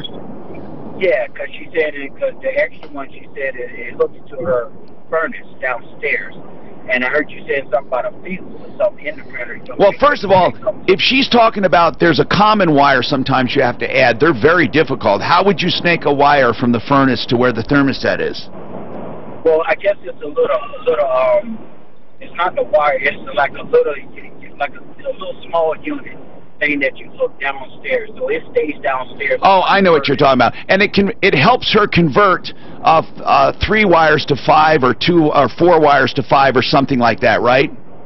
Yeah, I know what you're talking about. I'm putting you on hold only because your line's real busy. Bob, I heard about that. If you didn't have enough wires, there's something that you can put at the furnace where you take one wire, let's say the white wire, and hook it up to this, and it makes 2 wires out of it. I don't know how it works, but it works that way. It's just a little jumper, right? Well, keep in mind, guys, I'm not a technician. No, I understand. That's why I hire professionals. All I'm saying is this, though. He wanted to know about not blowing fuses. Well, that's easy, right? That 12-volt circuit is also on the thermostat breaker, right, Bob? Well, yeah, I mean, if you turn off the breaker for your furnace, that thermostat should be powered off of that, Alvin, and you won't blow any fuse. So I just turn off the breaker for the whole house? No, you just turn off the breaker for the furnace. So the furnace won't run.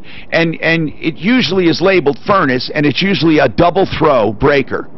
A double throw meaning it's got the little bar across 2 of them.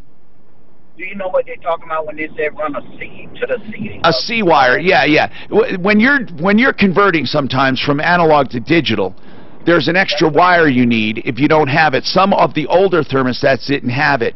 And Alvin, if you don't, it's a little more complicated though than you think. But they do have a kit. I remember this, that if you did not have that extra wire, it somehow, with this adapter at the furnace, you put 1 wire into it, and somehow it gives you a place to connect both of those wires at the other end. Let's see, you put 1 wire. Yeah, you put 1 wire. Yeah, you put one wire into it, or 2 wires into it, I'm sorry. And then the 1 wire that goes out, like the white or whatever, you hook up to the thermostat. It's all in the directions, okay? This is boring for anyone else, but so just read the directions. It basically is an adapter to allow you to put a digital thermostat in if you don't have enough wires. That's it in a simple manner.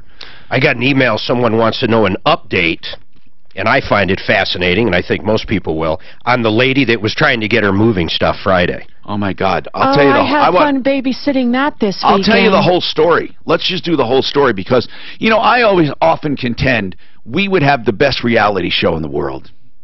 If you really just followed this show and the various problems we've had, not just here in the studio, but out in the field. Oh, yeah. What a fantastic reality show. By the way, speaking of shows, we are live on Facebook, live on YouTube, live on iHeartRadio app, and you can also download us on iTunes and listen to us at Troubleshooter.com, which is also linked to Referralist.com. So if you go to Troubleshooter.com, you go look live or listen live. All right, now, Laura, so you had a monthly that automatically renewed and month to month.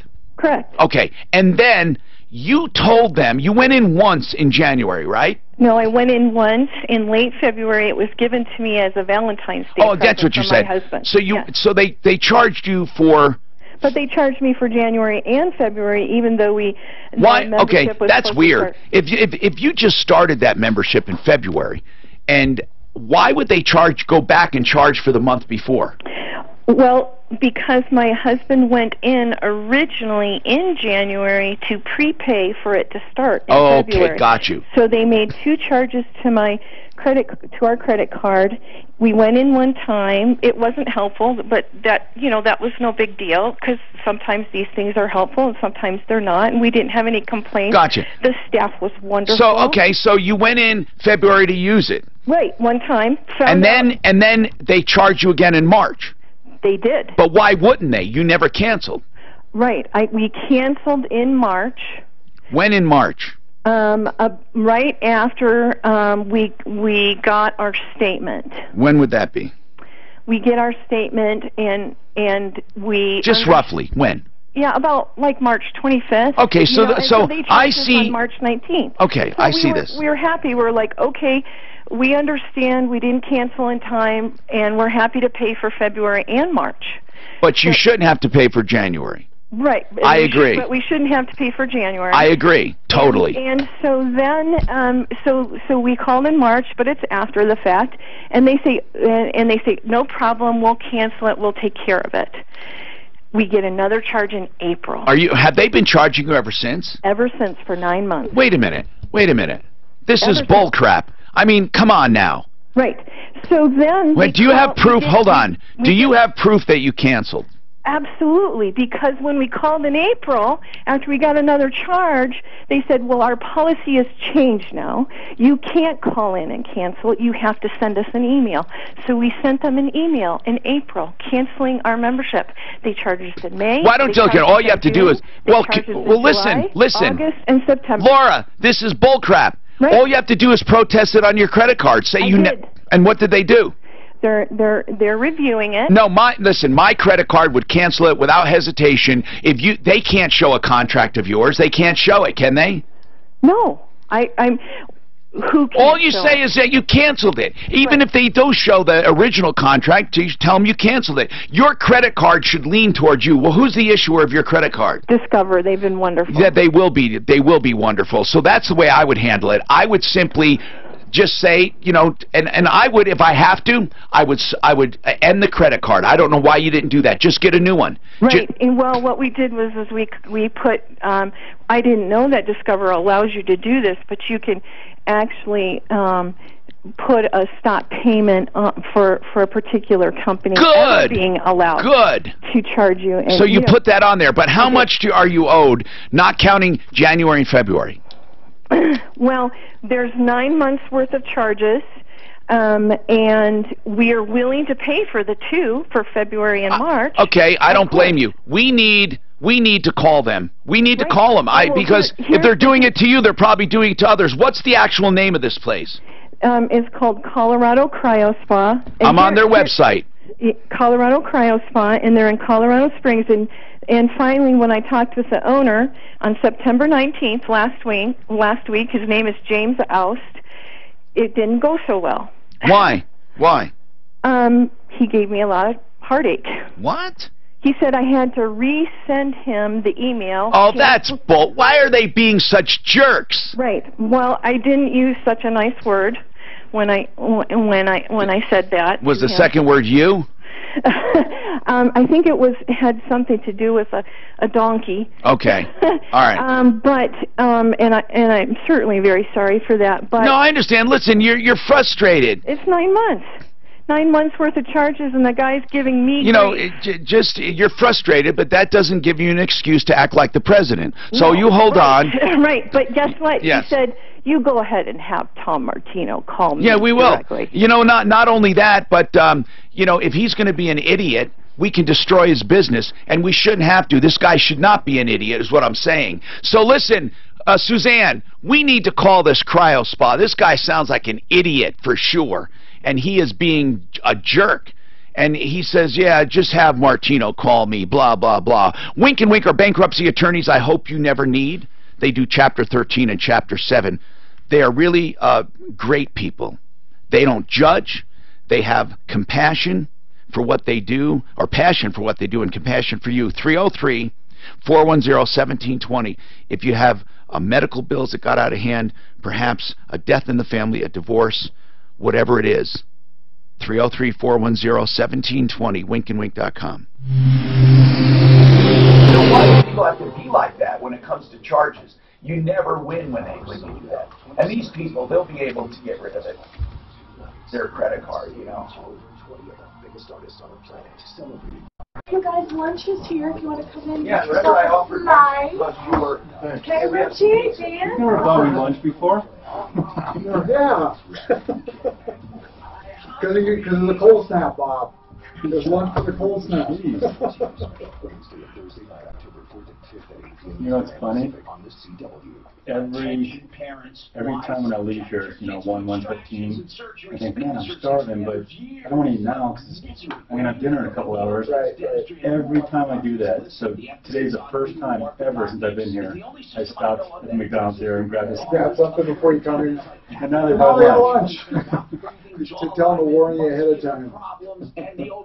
No, I know. This was like say he had promised them on the air, and paying much where the bot said that tax question. Never need braces. When you do need braces, it's a short time compared to conventional treatment. Isn't it worth consulting at least Neil Kidd's dentistry? Hey, when your plumbers go out and they do something totally off it, do they always check the water pressure? They're supposed to, yeah. Because it's such an easy thing to do, and just because of the, I'll bet you 80% of people out there have higher than 65. Without a doubt. You know, and I had a regulator too, but it was put in like 15, 18 years ago. And they'll go out. They'll go out, right? Yeah, so they're supposed to check it every single time because regulators are supposed to max out at 75, and so if it's above that, that means your regulator's failed, right? Yeah. Water pressure, and I try to get them to check water quality every time too. Oh, really? But just taking a sample? Yes, that's a good water idea. hardness and that's a good idea. The water pressure, I mean, but a lot of technicians think, well, that's not why they called me out there. I don't want to be a salesman. I'm like, I'm not asking you to be a salesman. I'm asking you to bring to their attention something that needs to be brought. You know, it'd be like going to your doctor for one reason. There you go. That's and exactly not what it checking is. your blood pressure, right? That's exactly what it is. Because like you water check pressure, your blood pressure every single time. all you gotta do is have a flood, you know, and that's if they don't have steel hoses and all of a sudden they got, you know, from the water tank and stuff, or the, they just, Poor water quality and water pressure are the two biggest causes of plumber failure. Yeah. And like I say, that's, so I had friends that were out there, they had 110. That's not uncommon. And I think the farther to when you go to the foothills, it seems like you got higher water pressure. I had 90. It'll fluctuate because, like, especially during the summer when more people are using the sprinklers, that's what they say. The municipality will pump up the pressure. And almost all water. But I mean, that's to me a huge deal that people don't realize. Trace amounts of it's hard on metals and other materials. Ice cube makers. Filtration, in my You opinion, know, especially they got little hoses and stuff. and that's why I took on pure washing water machines choices they as can a get client.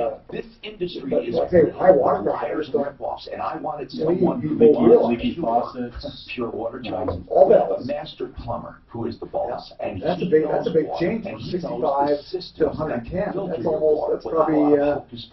40% They have increase. all and stuff. kinds of choices, but How high it the should important thing is that they're Yeah, honest choices at purewaterchoices.com. A well-functioning 720 pressure regulator will go as low as 25 and as high as 75. 219 You know, most people would try to set them around 65, 70. I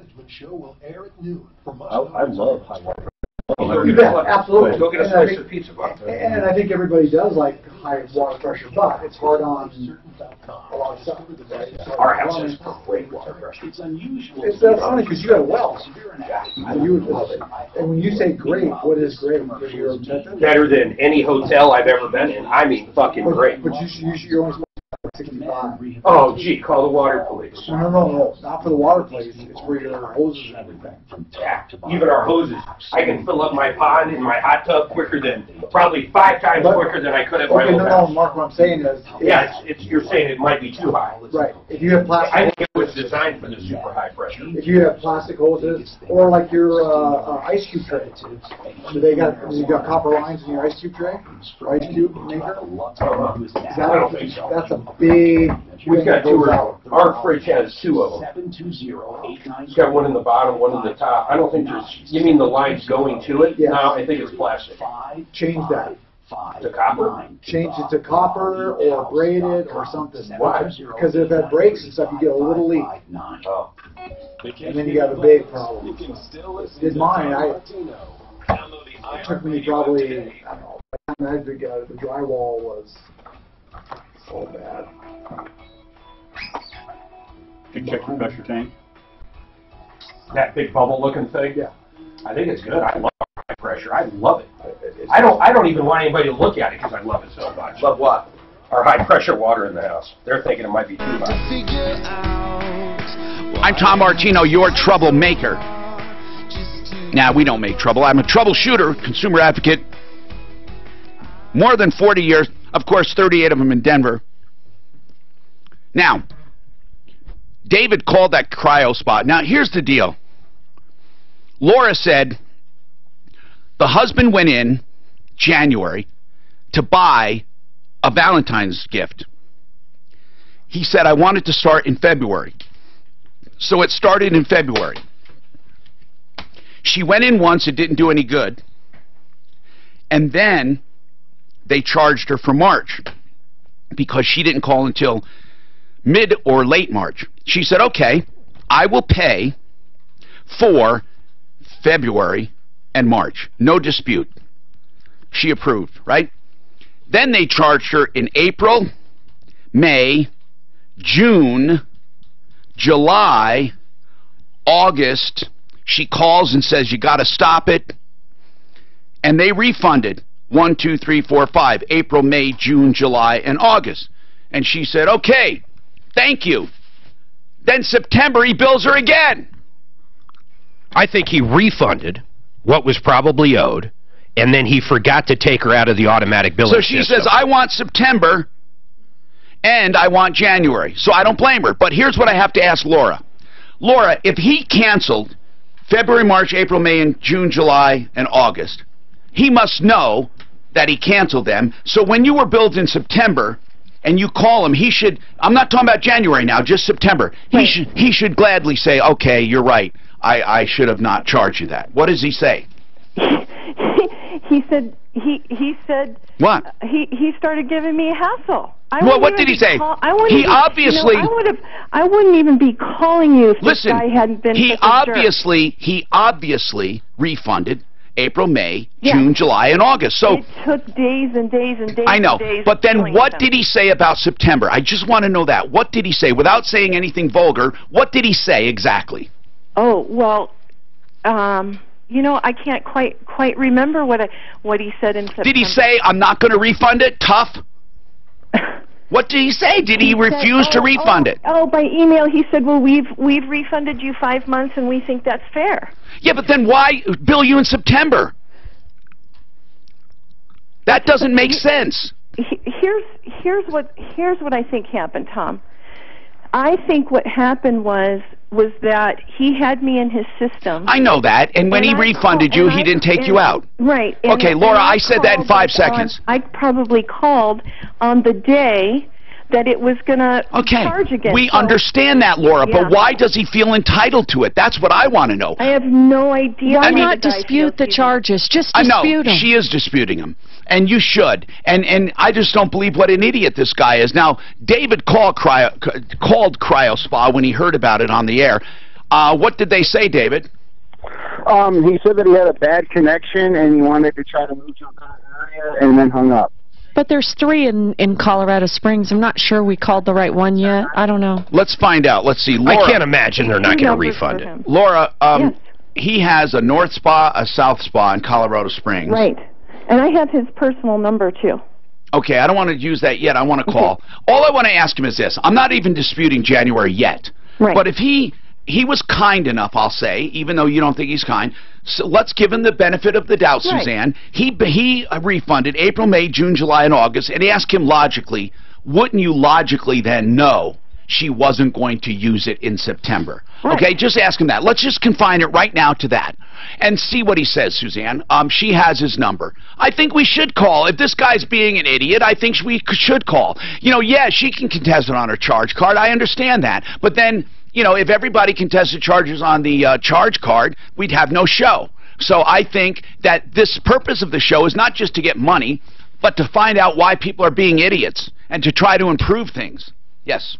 Right? Yeah, absolutely. Let's give the guy the benefit of the doubt, though. I'm guessing he's just going to refund him. Maybe she drove him nuts. I think it's a mistake. That's why I asked her, how did he justify it? And according to Laura, now I want to make sure Laura's telling me everything. According to Laura, he said, well, we refunded 5 months, and we think that's fair.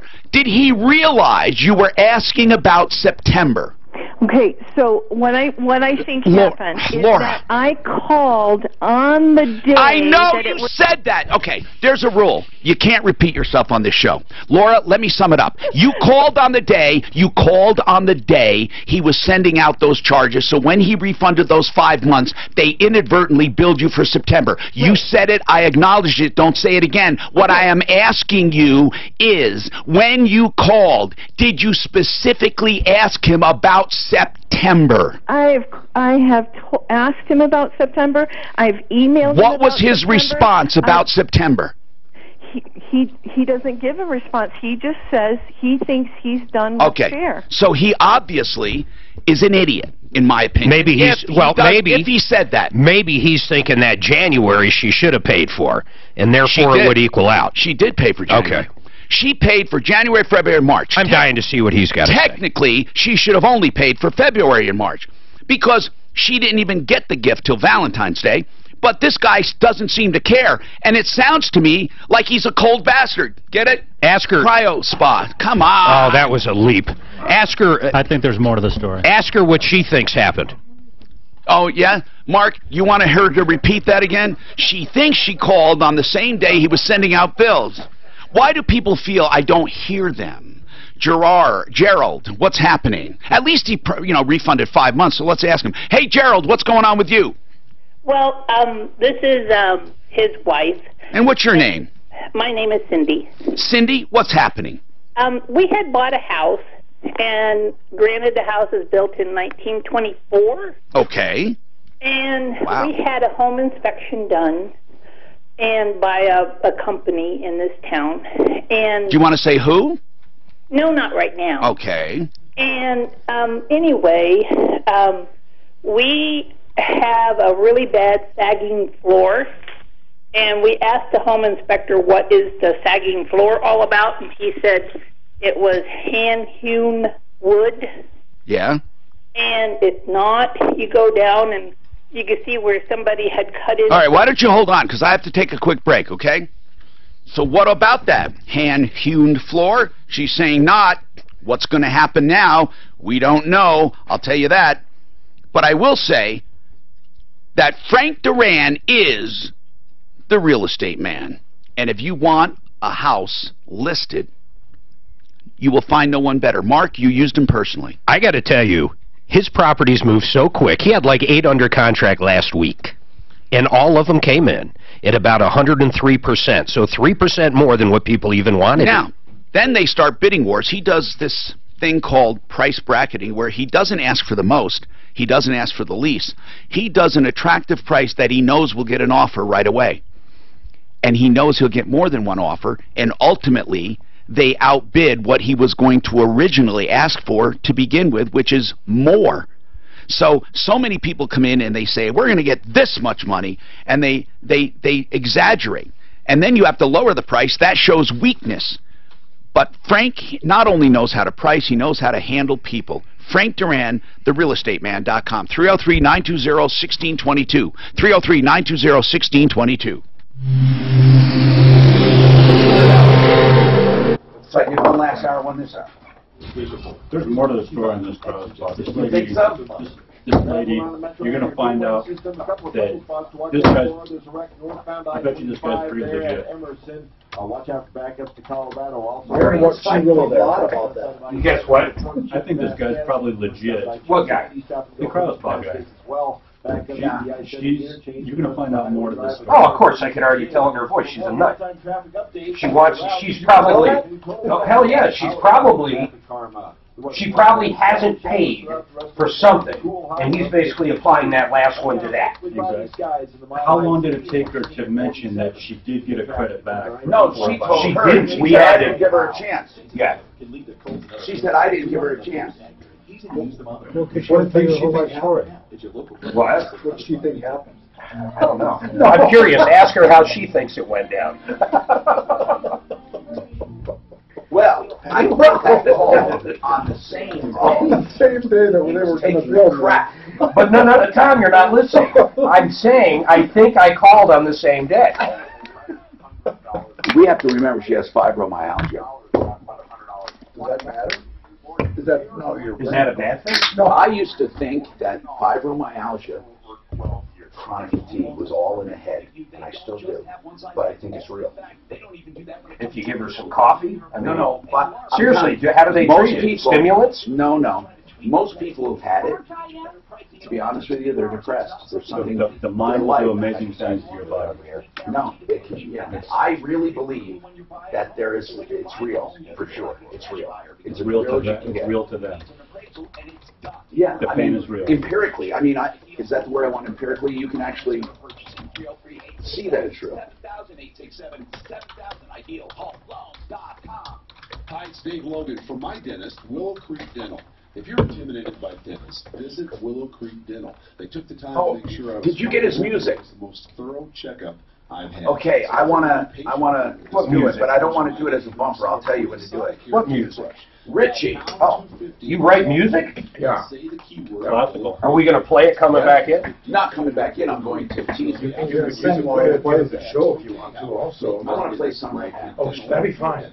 Did you know That'd be your great. home to attract multiple offers and incite bidding wars? Hi, I'm Tom Martino. Do you know what it is? Don't feel bad. Neither do most. Designated Survivor. I love that show. Tom, I got a question on this. With what you were just talking about. Let's say I want to sell my house.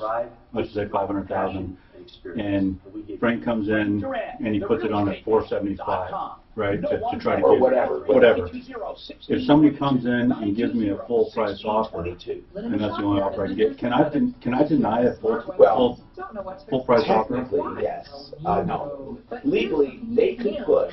On-time service from Brothers Plumbing, Well, Heating and Electric. if you don't have a contract, no. See, this is the weird thing. They say you can, but I've never seen it done. People say, well, if you get a full price offer, you must sell it, or it's false advertising. Here's the truth. That's the truth, except I've never seen a false advertising complaint pursued have never ever unless there are smelled or multiple looked ones. cleaner, Like and it's all done without stores soaps, harsh chemicals, or detergents. Bait Hello, I'm switch and stuff. Consumer But so- Advocate Tom Martino. Just $119. There are, this is what Frank Free told me, rooms, free there are toilets, so many clean outs in and real estate sanitized. contracts. Zero residue. Somewhere no along the no line. toxins. A clean, fresh clean. Wouldn't have anyone You else, get out, and or neither you should just you. don't Call accept it. Zero Res Nothing today says for you the have to accept it. patented I just want to tell you, James Ross, Dr. Ast with Chirospro. I start telling him he has a terrible connection, but I think we're okay now. I start telling him, he goes, wait a minute, I thought I was getting some free radio today. And I said, oh, we absolutely have you on if you want to tell Tom your side. He goes, yeah. He goes, I already know her side. I'll come on and tell her. Okay, good. So hopefully he's there. Are you having fun? Yeah. I'm Yeah, glad. really, yeah. I'm glad. Two sides to every story. We'll see what we'll see if you're right, Bob. Thanks for lunch, Tom. What's your background?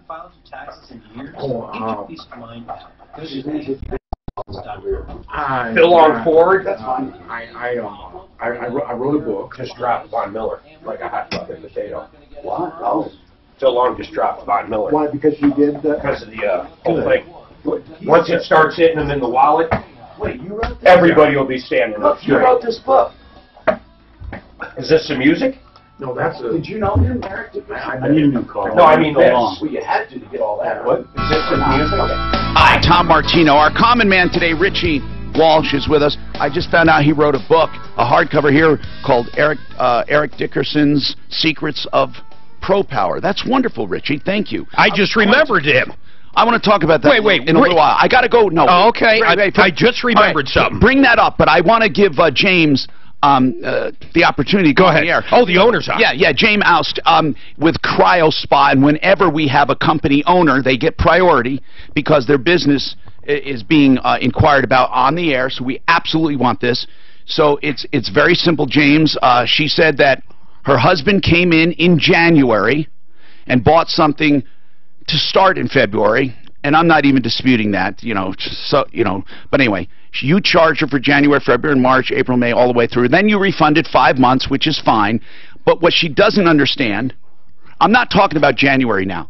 The only thing we don't understand is if you refunded everything up till August, why was she billed for September? James, your microphone. Are you there, James? Again, you cut out a little bit there. Why did we refund what? Okay, you did refund all of that extra payment after February, after March, I mean. You refunded April, May, June, July, and August. I was puzzled that she was billed in September. That was the one thing that I was calling about. Well, I'm not sure she was billed in September. In fact, I don't think we drafted her in September. And she had sent me an email. Her and her husband sent an email that I asked her to send. At first, she did not want to send that email. She said there was a time that she had canceled. We didn't get word of that. I asked her to resend the email to when she had canceled. finally we got that. Yeah. And I refunded everything after that email. Right. We understand that. But if she got drafted in September, I don't know why. She should not have. And, okay. But they're asking for everything back from day one.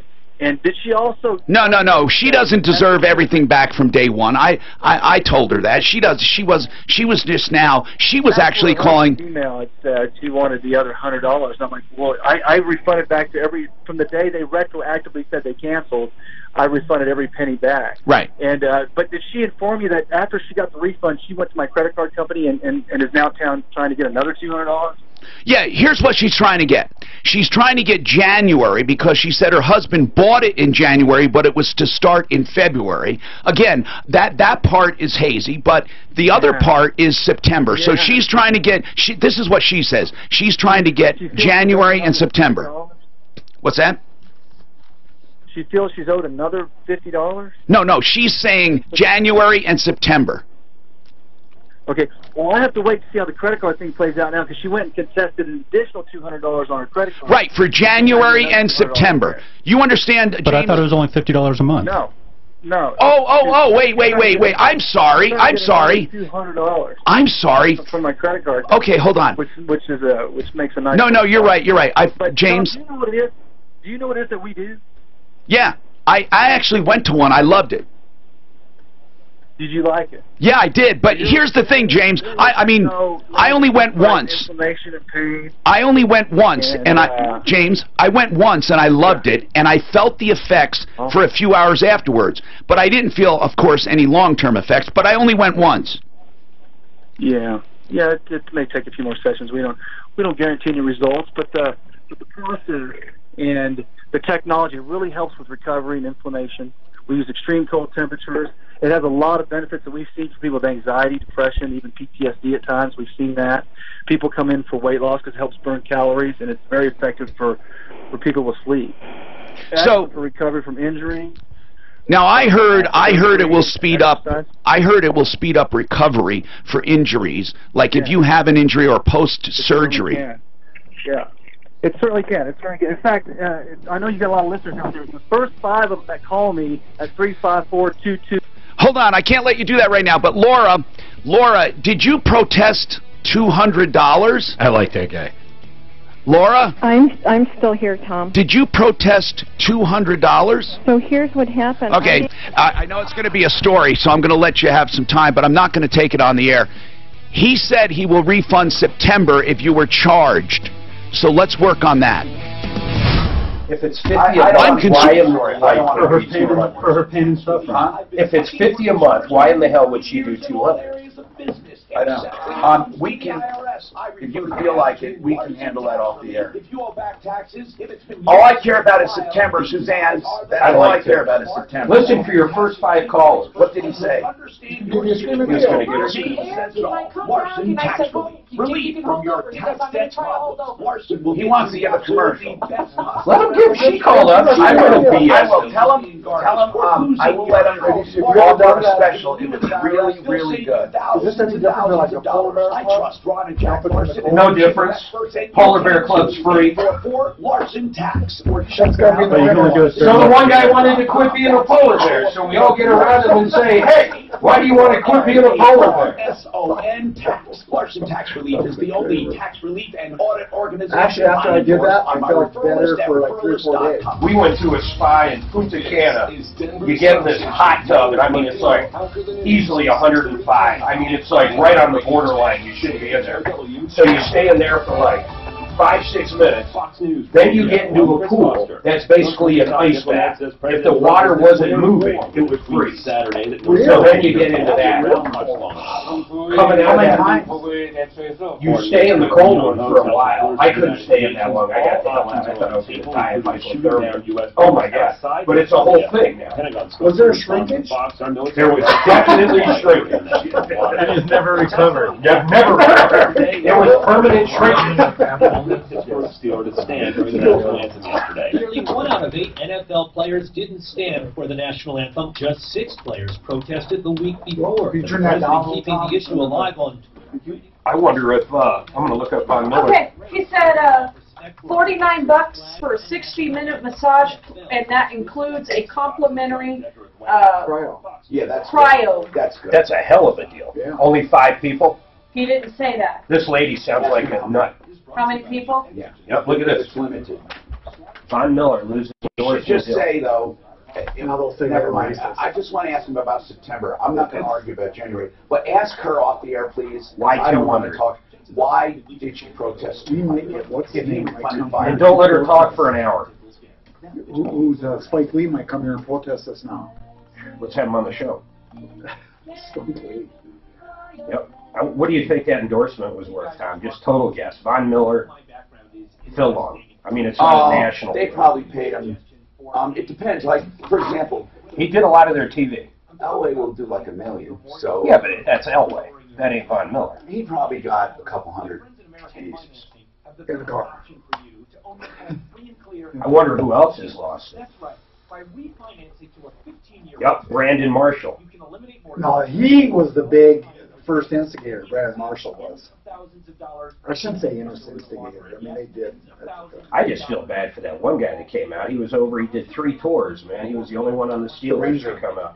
He sold more jerseys. He sold more jerseys Sunday NFL Shop compared to Brady and all the other ones put together that day. I believe it. I believe it. He was smart. He's like, I got nothing. I'm going to sell some jerseys. Have you heard about this one? What did they get? This one sailor that was arrested because he took some. No, what I'm saying, what does the player get? Here's why because by the time he got back to her to refund the money, she had already sent in the Is she going to withdraw Yeah, that? but she could change I can that. ask her. She ain't. I hate That's to do the this to you, reason. Suzanne. You're doing it all up there, but I just have to. I have to keep it short. And then let's get my see if she'll babysitting explain. job over the weekend out on the update. Did you already update that? My babysitting job? No, we will. See if she'll explain to Tom on air what she thought happened. What do you want me to do with him, Tom? Well, I live with him on the weekend. And then have that lady that was moving. Have the lady that actually was waiting to come back on.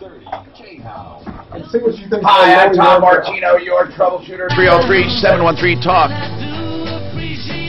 303-713-8255. This hour brought to you by Stem Cell Institute of America. If you are looking for stem cell treatment to avoid pain, arthritis, maybe put off surgery for good in some cases, they don't expect you to just call up and make an appointment unless you're informed. That's right. They're the only ones in the stem cell business who are actually doing this. They are doing free informational seminars for anyone interested in stem cell. Then if you want to make an appointment under no obligation, you can go to this seminar and then make an appointment. 855-262-4040. They have them all over. Boulder, Littleton, Fort Collins, Colorado Springs, the Tech Center. Call them for the next available seat. It'll change your life. Stem cell therapy has done so much for me. I can't believe how wonderful it was. On my lower back, nothing ever got to that normal din of pain ever like this. It can help with shoulders, knees, elbows. Okay, here's the number. Stem Cell Institute of America, 855-262-4040, 855-262-4040. Thank you. Now, we got a lot more to talk about. Okay, first of all, we have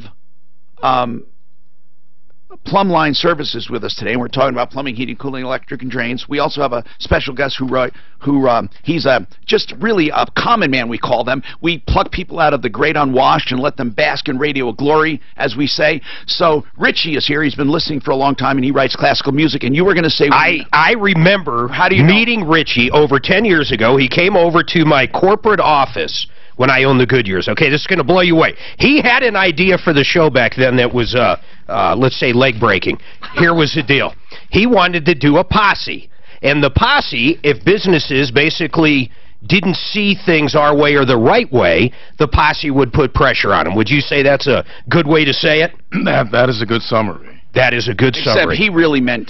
He was more like the Mafia, the Sopranos. No. But I did like the idea, but we, of course, could not go that far. But we do want to have... We have talked about having a posse that shows up to protest. Not like this one. Picket. No.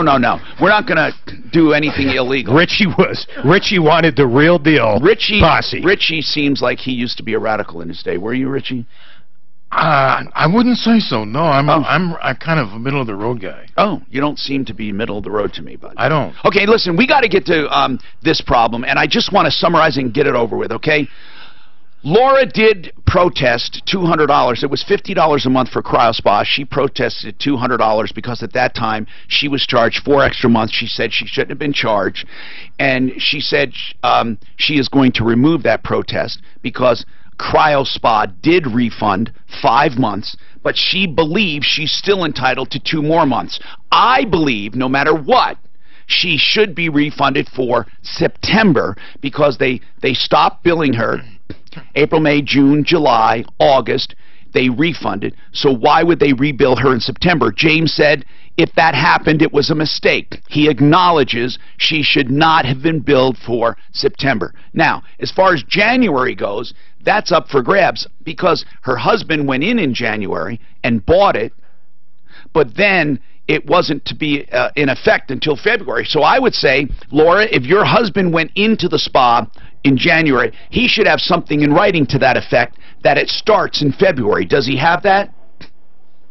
I don't know if he still has it or not. Okay, if he does, then get it to us, okay? Why did she neglect to say anything about the refunds to begin with? And then she neglected to say she went after a credit card for $200, not $50 or $100. She's not the bad guy. She just neglected. She said that's a big chunk of this story, Tom. She said she didn't have a chance to tell me about the refund in the beginning, and so she found Suzanne found out about it later in a conversation. But here's the other thing. As far as what was the other issue? The $200 she went after on the credit card. She went after the $200 before he refunded. If he gives her $50 now, he's giving her $250 most likely. No, because here's what she's going to do. Are you going to remove that $200 protest now? That's not fair, you guys. Are you going to remove that $200 protest? You know, I've never... Are you going to remove that $200 protest? Of course I will. Okay, see? Now go ahead. What were you saying? Of course I will. That's not fair because you guys don't understand the sequence of events.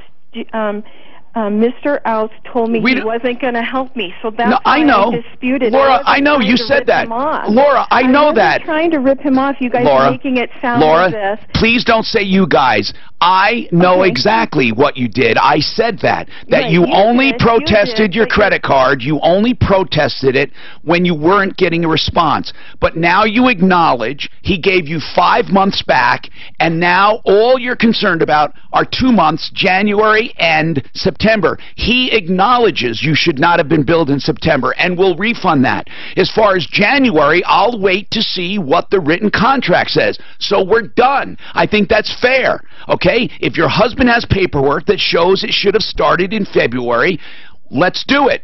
Okay? And then as far as the actual protest, you got to stop that. I understand you're not trying to rip him off, and I don't know why. I agree. I don't think anybody's trying to rip anybody off, but James Oust, the owner of CryoSpa, says, you know what? I should get a chance to give a special. I don't know him from anywhere. I know CryoSpa. I know this freezing chamber is kind of cool. I've done it once. I don't know him. I can't tell you what it does for you, but I read on the internet a lot of people think it's great for recovery, for circulation, for other things. So James, you want to offer something to people. Go ahead. I shouldn't have cut you off before because I guess as long as I tell people I'm not endorsing this because I don't know enough about it, go ahead and tell them what you want. What do you want to do for them? Are you there, James? So he's not going to. Okay, whatever, Tom. He had a real screaming deal if it was real. He wanted to do a special for people, so, okay. So Laura, I think that we've handled it. He said he's going to credit you for September. Mary's got a question about privacy fences. What's going on, Mary? It's Marty. Marty? I'm sorry, Marty. Hi, I just have a question. Yes. Basically, if you put up a privacy fence in your residential area and you put it 6 inches inside the property line, is that your fence or is it just as much? Did the setback require 6 inches? No. You did it on your own? Yes. What does the ordinance say in the zoning ordinance? Oh, I don't know. I'm in Highlands Ranch. Who knows? Okay, well, there would be something very specific in Highlands Ranch, and maybe even more than a 6-inch setback. You didn't get a permit for it? I didn't have to. Okay, then did your HOA call for a setback? No, they basically said if you were going to put up a fence and it was 5 feet or lower, you could just put it up yourself. Okay, then it's your fence. My fence. Yep, it's on your property, it's your fence. And what rights do my next-door neighbors have? Can they do whatever they want? No, it's on your property. It would be like anything on your property. No, they don't have a right. Okay, and also... Why? What are they doing to your fence? Oh, she's hanging all kinds of plants and stuff, and she waters excessively. And well, technically, it's your property. You said you went 6 inches in, right? Yep. Well, then, you know, she can't. It's your property. I mean, it might be nitpicking because you don't want her planting there, but, you know, you have a right. Or send her a bill for half the fence. Okay, and if she's excessively watering and my ground is kind of sinking and I've asked That's her, a whole different issue. Yeah. And you need to address that with her. And, of course, if she doesn't listen, I don't know who you would call on that. I really don't. Are you in an incorporated city? Or no, you're in Highlands Ranch, but it's so it's unincorporated. What county is that? Douglas. Yeah. So I don't know who you would call about excessive watering. How bad is it? Is it swampy? Well, the whole bottom, I mean, she waters, these are postage stamp lots, and she waters like 2 hours a day. I mean, she's Don't we have like special watering times you're supposed to do? Yeah, I thought the Denver either. I don't believe there's water restrictions in Douglas County right now. But in Denver Highlands we used Ranch there is. You can't water between 10 a.m. and 6 p.m. May through September. Well, does she follow that? No. Well, then, okay, then you have someone to call. Call the city. You said Highlands Ranch. I've called the water department. They're worthless. I've called... So no one enforces it?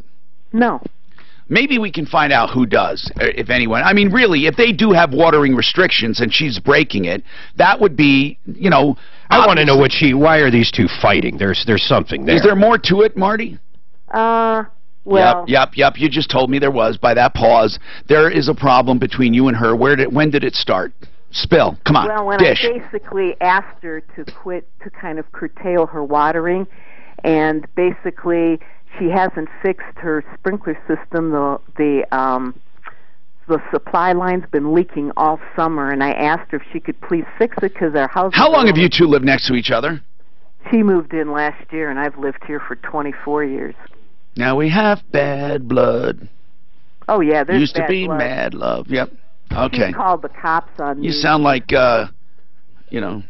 Well, basically, back in June, my insurance agent, like I asked Taylor about and it. Katie. He came over. Maybe I'll send Richie out to see this neighbor. No, seriously. If truly she's watering too much, there is an agency that should handle that. I mean, we can... You say you call, but first of all, when you said there's a restriction, it's a county restriction then, right? Douglas County? No, I think it's Highlands Ranch. What do you mean Highlands Ranch? Highlands Ranch what? Is there a Highlands Ranch city? No, it's I think it's the Littleton. Metro District. Okay, then go to that district. If that district has restrictions, whoever put the restrictions on, go to them to have it enforced. And if you get... Did you ever call them directly? Yes. All right. Suzanne, do me a favor. Can you call Highlands Ranch Water District and say, why don't you enforce, or what does a person do when someone's watering every single day and they're not supposed to? Just find out. Yeah, but other than that, Marty, I don't really know what to tell you. I don't think she's watering every day with the sprinklers, so her sprinklers broke, so it's on every day, right? Marty, is she doing it on Tom, purpose? when you have restrictions, you can still water by hand. Yes. Is she watering by hand? No, or are you saying because it's broke? by hand, but plus the sprinkler, too. Well, but she's going to say it's by hand. See, I know it's this. Just, oh, my God, it's just going to get... You know, Marty, what you should do is basically... try to, I don't know, what would you do? What do you do when neighbor versus neighbor? Marty, have you ever put out an olive branch? Not literally, you don't like the plants on your fence, but have you ever extended an olive branch to your neighbor, like saying, listen, let's just try to get along? Seriously, have you ever tried? You want us to call her for you? We'll call her. No. No, we would. She's crazy. See? You know, crazy neighbors, I swear to you, we get a crazy neighbor call once a month at least. Now, that you may think that's not a lot, but we do. We really, really do.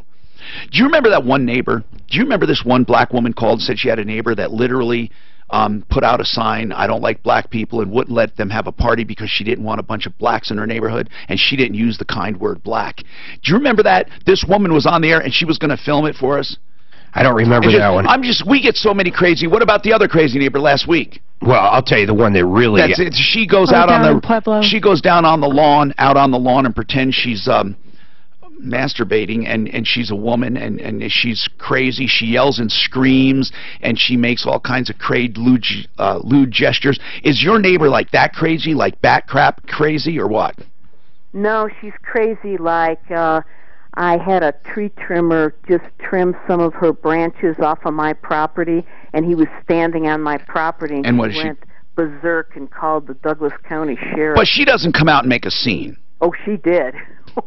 That sounds like a scene. Remember the one lady? We should call her, Marty. We know how to talk to people. She was trying to sell her house, and the guy next door put up, "I'd love to party if you move into this house. I've got dogs, horses, blah, blah." I have dogs that run free. I love to party or whatever, and I play loud music. Beware. Till 3 o'clock at night. I drink. Oh, it was terrible. And that guy... Every time they'd show the house, he'd I remember that guy's name. How? Terranova, his last name. Wow, that's a good memory. I remember it. Now, look up Terranova neighbor dispute. We'll look it up. I'll bet you his name was Terranova. I remember it. Anyway, I digress. Marty, seriously, I don't know what to do. Neighbor versus neighbor is very frustrating. But we will. I just want to put this call out right now.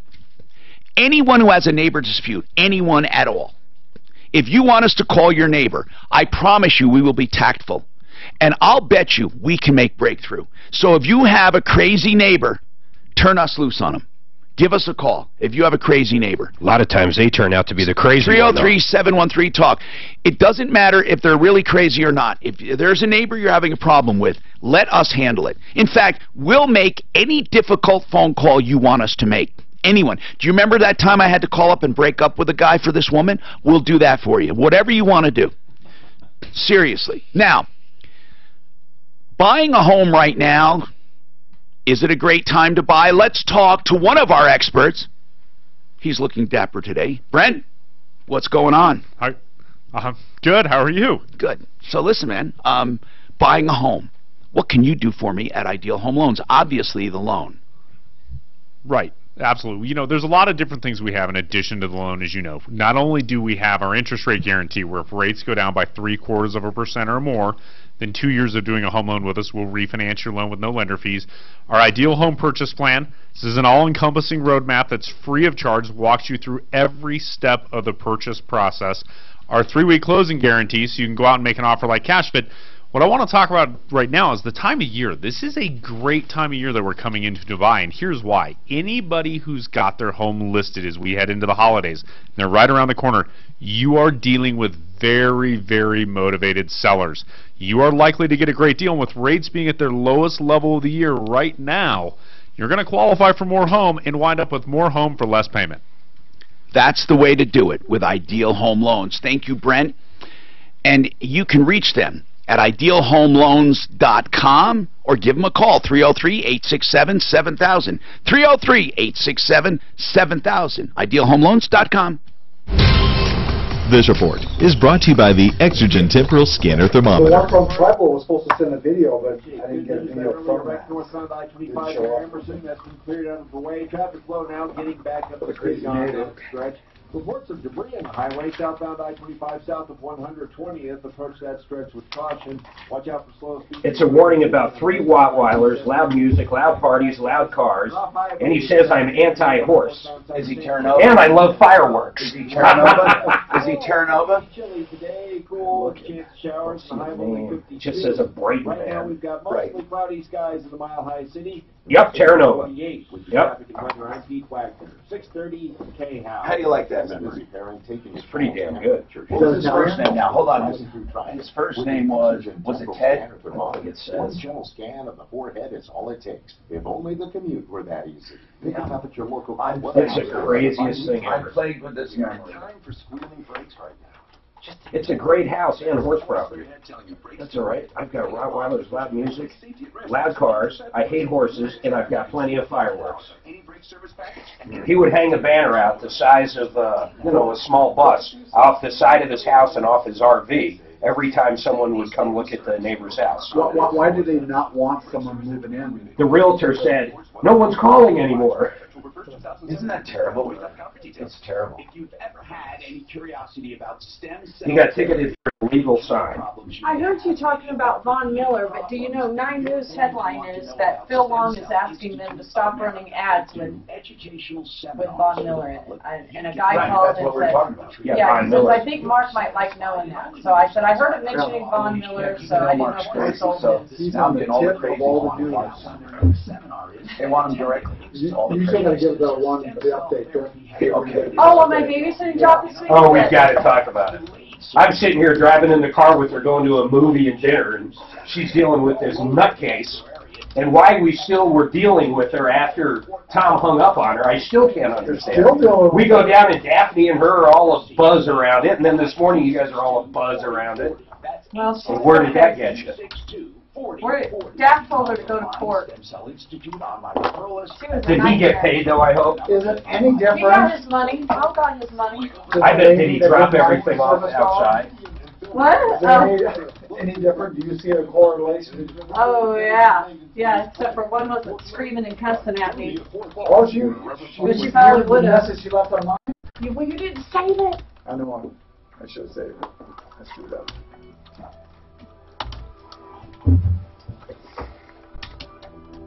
Now, you got to talk about that mover at some point. We will. No, we will. We got so much to talk about. But we were talking about preventing frozen pipes. Disconnect hoses. Remove hose. Single digits or sub temperatures. You know, open up your kitchen cabinets. Maybe keep a faucet dripping overnight. Does that really work? Well, it does because it keeps. Now, you should look for pipes close to exterior walls. Correct. And make sure they're insulated between the pipe. Insulation. And do not insulate up against the wall. A lot of people throw insulation over the pipe and over the wall. You're trapping the pipe in cold air. Correct. You want to make sure the insulation is behind or between the wall and the pipe. Now, again, we don't do insulation, but that's something you want to check. Pipes near exterior walls, okay? You got to insulate them. And if you always have the same place that freezes, you may want to reconsider, consider rerouting. Correct. Your exterior walls, and then the other one is heat tape. Yes. Heat tape works. It does work, yes. Heat tape or wire, as they call it. And that is, you can get them that are thermostatically controlled. Automatically. They're built in. It's built in. It automatically turns on and off, right? Yes. All right. And I'm going to talk about, do I have a second? Being proactive, furnace and air conditioning system. We'll do that. We'll do that after the break. Okay. But you got to remind me, okay? Okay. Proactive. I'm putting it down because I want to take some phone calls. I'm going to offer a screaming deal for people. Now, Gerald thinks I forgot, but I didn't. It wasn't Gerald. It was his wife that called. And I'm sorry that I put you on hold, Cindy. But what we were doing, as we often do, is check on cases that have to do with home inspection, because I had a feeling I knew where it was going. You bought a home in 1924. Excuse me. I'm sorry. That was built in 1924, and it had a floor that looked like it was sagging, right? Yes. This is Gerald. Oh, now we're back to Gerald. Okay. So then it looked like it was sagging, and then Gerald, you told the inspector that, and he said, no problem, it's just hand-hewn wood, right? That's what he said. So did he actually then go down? Do you have a basement? Yes. Did he go into the basement and check it? No. Well, he was down there at one point during his inspection, he says, but we did not go down there at the time because, well, he seemed to know what he was talking about. Of course. What happened? Let's just get right to it. What went wrong with this home inspection? The big thing is he didn't notice. I mean, the house is old, so the downstairs is literally a plumber's nightmare. What happened? He missed the fact that they had actually cut through several joists, and this is where the floor is sagging. So he drilled through joists to put pipes? I've seen pipes through joists before. That's not proper, is it? No. He just cut through the joist. He didn't drill a hole to run the pipe through it. He just cut a chunk out of it. Oh, wait. Okay. So he notched it. No. This goes all the way up to the subfloor. No, that's what I mean. I don't mean a notch then. He literally made a channel then. He cut each end to make a channel. He removed a part of your floor joist all the way down the floor? No, just Like how many? Like how? Okay, about 3 or 4 joists have notches in them that go to the subfloor. I mean, he literally cut the joists. Yeah, and if you're down there with a flashlight, you can see it. The joists are just cut, flat out cut. Yeah. Now, what is that? Now, you understand, your inspector didn't cause that. Your inspector didn't find it. But what would have changed had he said to you, these 4 or 5 joists are cut? What would you have done?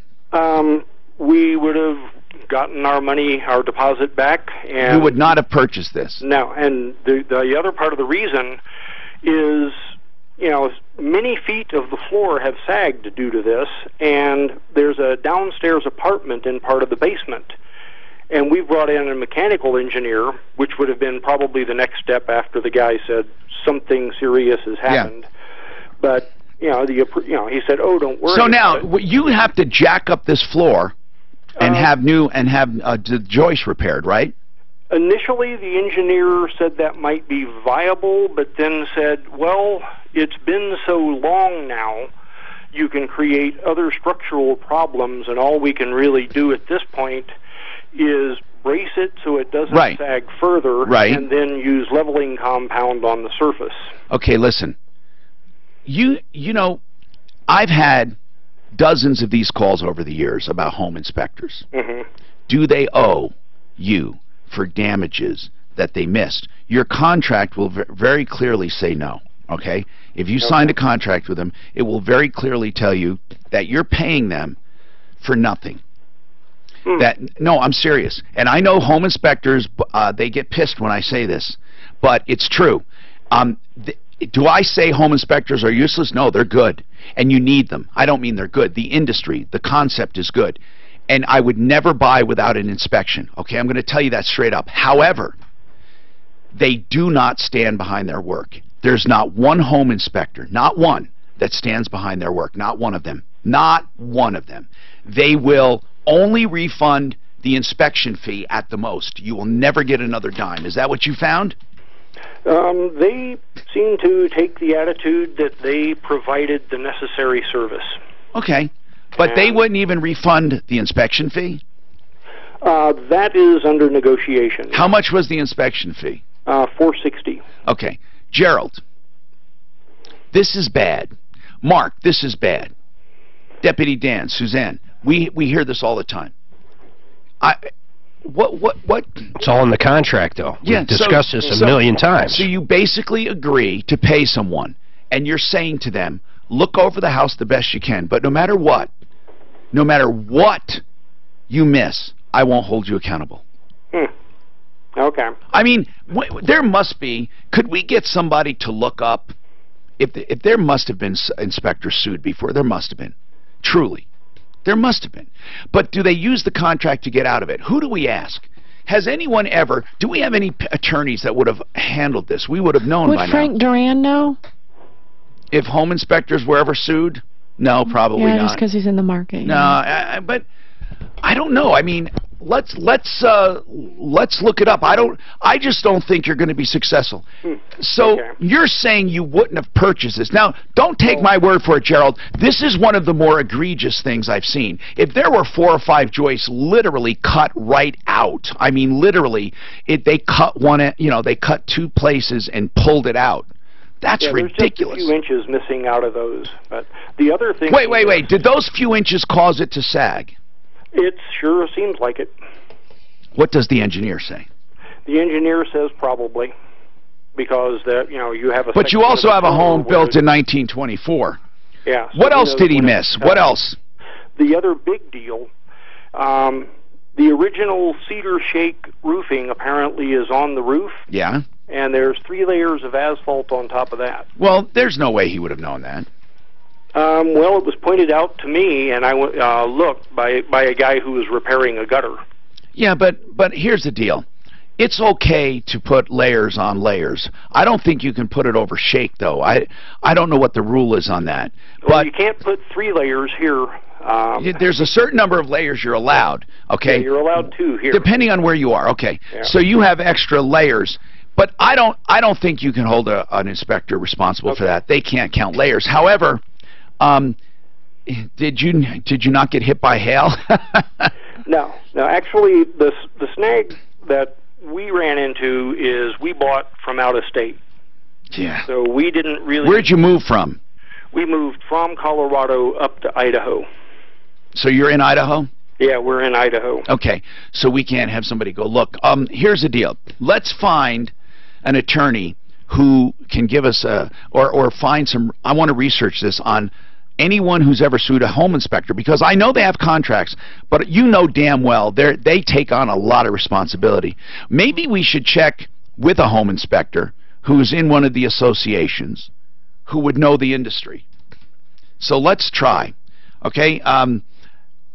I just think though you're up a tree, really up a tree at this point. It's going to be very, very, very difficult, if not almost impossible.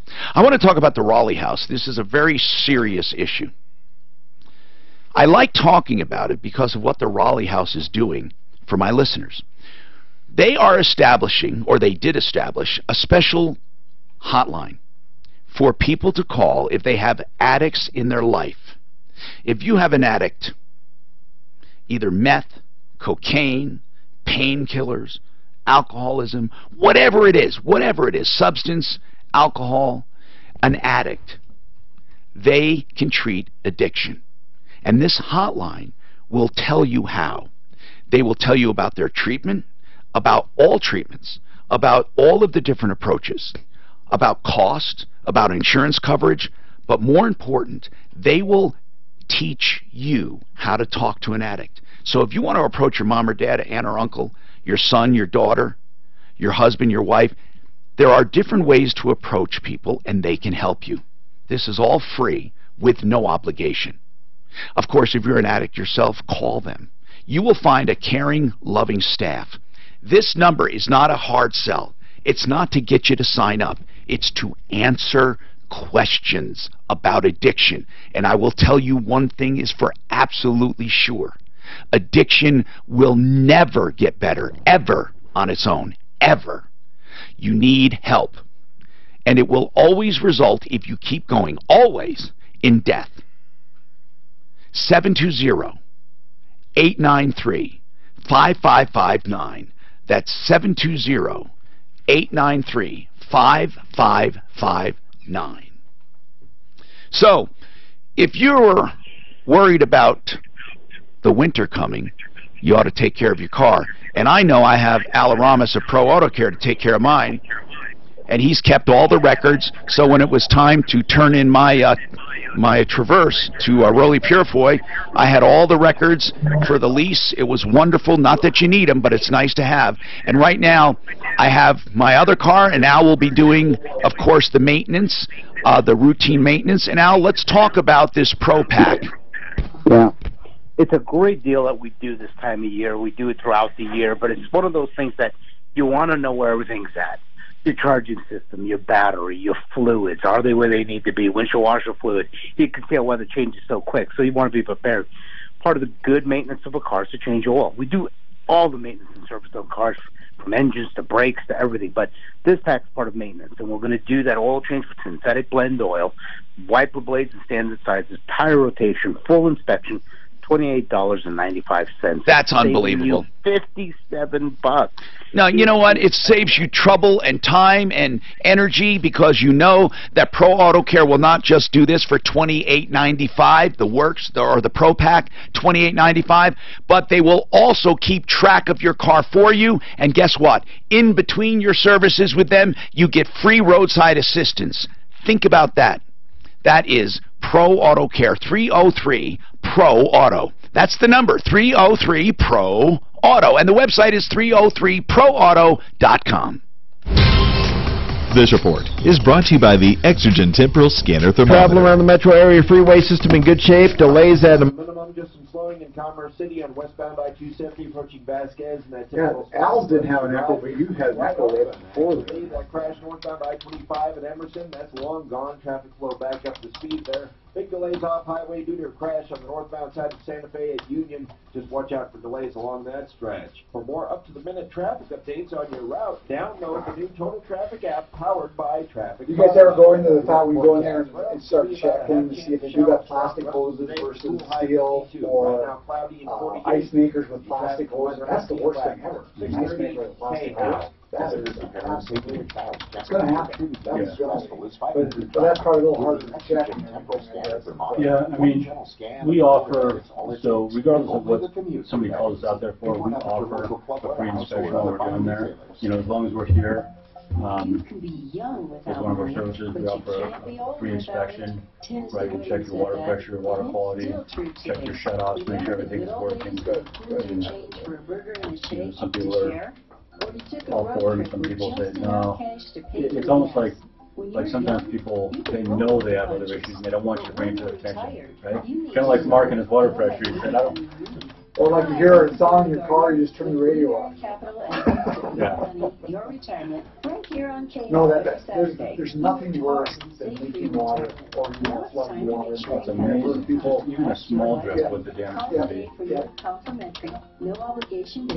Well, I say I busted hose and I just switched out my washer and stuff because I knew I had rubber hoses on. You know, called steel pipe. And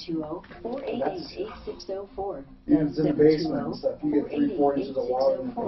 Or online. We were talking about home inspections. It's been a while since I bought my house, but when we moved in, I hooked up my ice maker, and about 3 days later, my daughter, whose room was in the basement, said, Dad, something's wrong with my ceiling. I went down there. It was full of water and ended up causing hardwood damage. Yep. I have the same thing, and it had plastic pipe on it. Did you use a plastic or a copper? I did then, yeah. Now it's copper. Yeah. And that's I mean, it's not if it's going to break. Sonic here to dial pound 250 on your cell phone and say the keyword Willow Creek. That's pound 250. People should take advantage of that. If nothing else, be aware of it. Text from KHOW. Make my dentist. I feel sorry about those people from the hurricanes. There's nothing worse than flood. I'd rather have fire than flood. CDWG.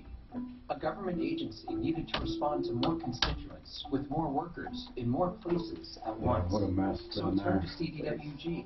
CDWG orchestrated a mobility strategy featuring Dell Latitude notebooks that kept their people moving and their data safe. Mobility by Dell. That's the downside of our business. Nobody wants to spend money on this stuff, on most of it, right? Because most of what we do is emergency service repair. We don't do any new construction or anything, so. I don't think all you got to hear is a neighbor that happened to. Streaming live right now at KHOW.com, an iHeartRadio station. But you're right. Especially like sewer lines. Who wants to spend $5,000 or $10,000 on a sewer line, right? That's you need it. But, hi, Tom Martino here. Welcome to the show. 303-713-TALK, 713-8255. Genesis Total Exteriors is getting ready to do interior stuff over the winter. They do, of course, fences, decks, and windows, and everything you need on the outside, right? Everything. But when it gets colder, they like working inside. They'll do your kitchens, your baths, your basements. You ought to get on the schedule now, 303-679-8509. They also have, by the way, replacement windows that pay for themselves over time. They're solar windows. Even if you don't have a solar system, they're wired into the system, into the grid, and you get credit every year for them. It's amazing. They will eventually pay for themselves. 303-679-8509, GenesisTotalExteriors.com. Okay. So Plumline Services is with us. We've been talking about pipes and how to protect yourself, but you also want to talk about something about being proactive. Go ahead, Bob. I do. So a lot of people are going to wait until their furnace breaks down, right? Maybe their and it's going to cost them money. Maybe their air conditioner limped through the summer.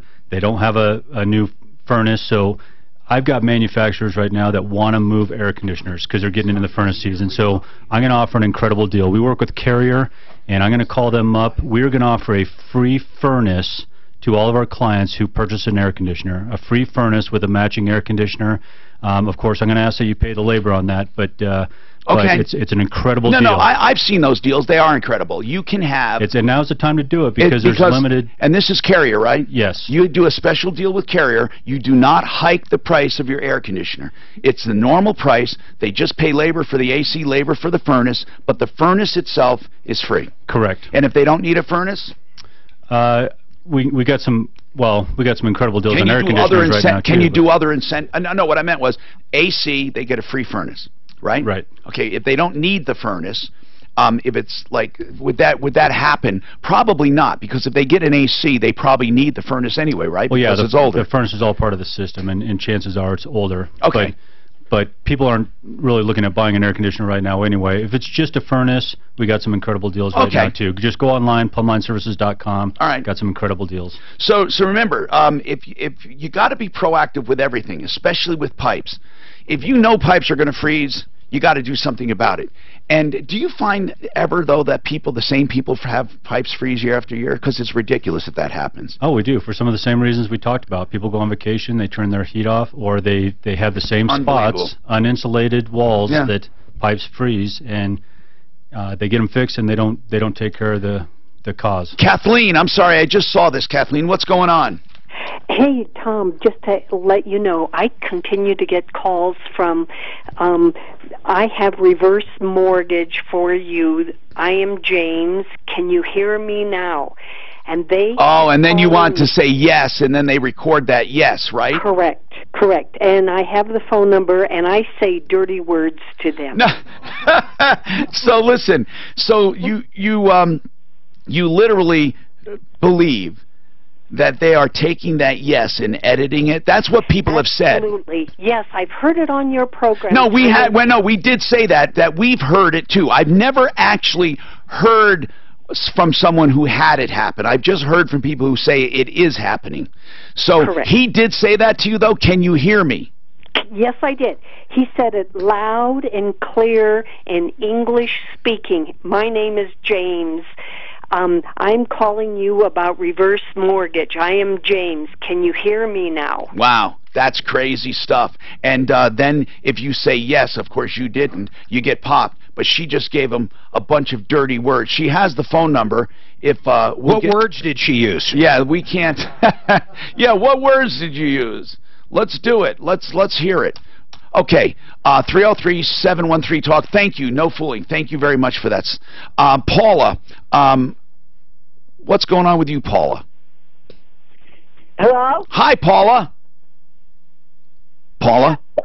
Yes, my question is, my husband, he used to always do the sprinkler systems. Well, he passed away in February. Now I'm relying on, Okay. And I just called the company, and they can come out in October 24th. I was just wondering if that is going to be... Well, it could be, but unlikely. It could be. But listen, did you go to our referral list? I'm not gonna keep you on the air, but Mark, give her the name of somebody on our referral list. Is it really necessary, though, Bob, to actually blow these sprinkler systems out, or if you just drain the water out of them? If they're newer, Mark, you need to get them blown out and drained, and once the newer ones though drain flying, pretty well. It's too late. Get it done now. Right. Get it done now. But the newer ones, Mark, they do have drain systems, and they're low enough that they really do a good job. They really do a good job. 303-713-TALK, 713-8255. So here's the deal. I want you to give her a reference on a referral. Well, I'm trying to think of Frank's company. Man, I can't stand it when I can't think. He's one that comes to mind. I use him all the time. And then we have Mr. Green Jeans, I think, does that too. I think Mr. Green Jeans. I think Tilly's does as well. Yeah, we have a lot of good landscapers that do it, but then we have Frank. Doggone it, Frank! You're gonna be so upset with me that I didn't remember the name. Look him up. Irrigation systems, sprinkler system. He does a great job. 303-713-TALK, 713-8255. Scott, what's going on with you, Scott? Hey, I just wanted to say your referral list worked again. I used Ideal Home Loan for refi. I worked with Scott Weibel, and I got rid of my PMI. I lowered my rate, pulled some money out, and debt-free. That is so cool. And the way they do it with the debt-free thing, it really, really works, by the way, because they know how to structure the loan, and if you pull extra money out, the money you're saving, you apply back to that principal for the short-term stuff, debt that you had, and you get the lower interest rate, you pay off the credit card, and then once that's paid, you just keep the savings, or you can keep paying more, whatever you want to do. But thank you, Scott, for holding to tell us that. We appreciate it. What's happening, Rosemary? What's going on? Hi, Tom. How are you? Hi. Good. What's happening? So, several things. I think that what you're talking about today covers just about, well, a lot of things that have happened to us in the past couple of weeks. And, by the way, Plumline, excellent company. I've got that off of your referral list. No, he's right here. He loves hearing that. Thank you, Rosemary. Thank you, Rosemary. 1 second, though. Here's Water Solutions, by the way. Frank is the owner, and I'm so sorry, Frank. I forgot the name, but anyway, Water Solutions is the company. He's one of them. Also, Sully's Landscaping does it. Mr. Green Jeans does it. If you need your sprinklers and your irrigation system winterized. Okay, Rosemary, go ahead. Rosemary? Oh, there you are, Rosemary. Sorry. Okay, go ahead. So, what about your AC coils? So we bought a rental over a year ago, had an inspector come in, said everything was fine with the AC air conditioner, and then this past month, our the neighbor downstairs noticed that there was water seeping in, and it so happened that the coils upstairs in our air conditioner were tilted the wrong way. So it was causing the moisture to go down into the bottom unit and caused a lot of damage in their utility closet. And so anyway, they have to replace drywall, carpeting, and everything in that bottom unit, which is not ours. And we put in an insurance claim with our insurance company, and our insurance company denied it. They denied. What did they deny? What part of it? What damage did you have?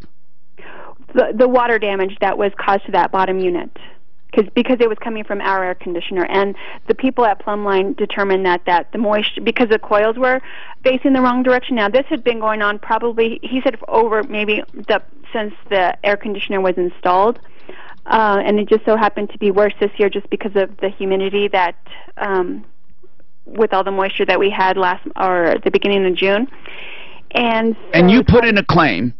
We put in a claim, and it was denied. And what did you put in a claim for? For what? That's what I'm asking. What actually did you put the claim in for? For the damage that was done to that bottom unit, because. But not to your unit. Not to our unit. Our unit was actually fine. And so your liability should cover them. Exactly. So that's what we thought, and. And this is regular homeowners insurance for a condo. Correct. That's odd. What's the name of your carrier? Allstate. Oh, jeez. God, I can't say. You know they're the top 5 bad ones. You don't listen to me because I do listen to you all the time. Why do you have how long have you had Allstate? Well, we've had this condo for about a year. Okay, not long. So listen, it's possible you didn't get too ripped off because it's only been a year. But here's what we're going to do. Hold on. We're going to call Compass Insurance Group and find out why. I'm way behind, aren't I, Brutus? I'm surprised you're not beating me up for not taking a break. 303-713-8255.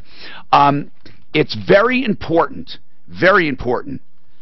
that when it comes to insurance coverage, that you fight for your rights, because they will often just turn you down to see if you go away. We got more coming right up.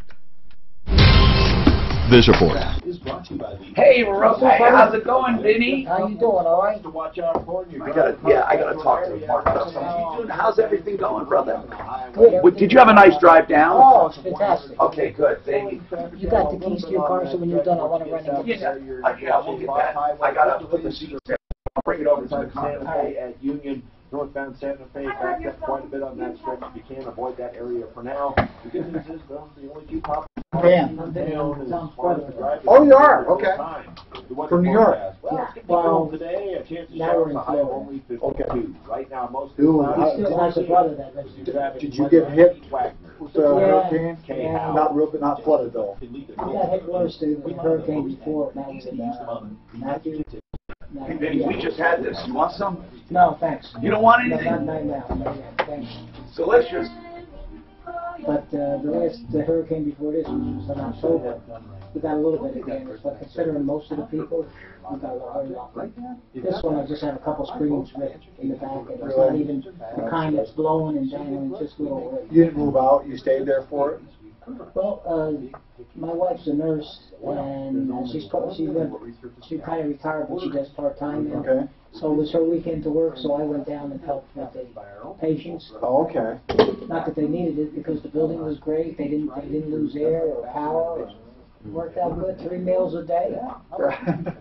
Well, okay, we lost power for 2 days. Oh, you did? Yeah, well, maybe a day and a half. Do you keep like a generator there just in case?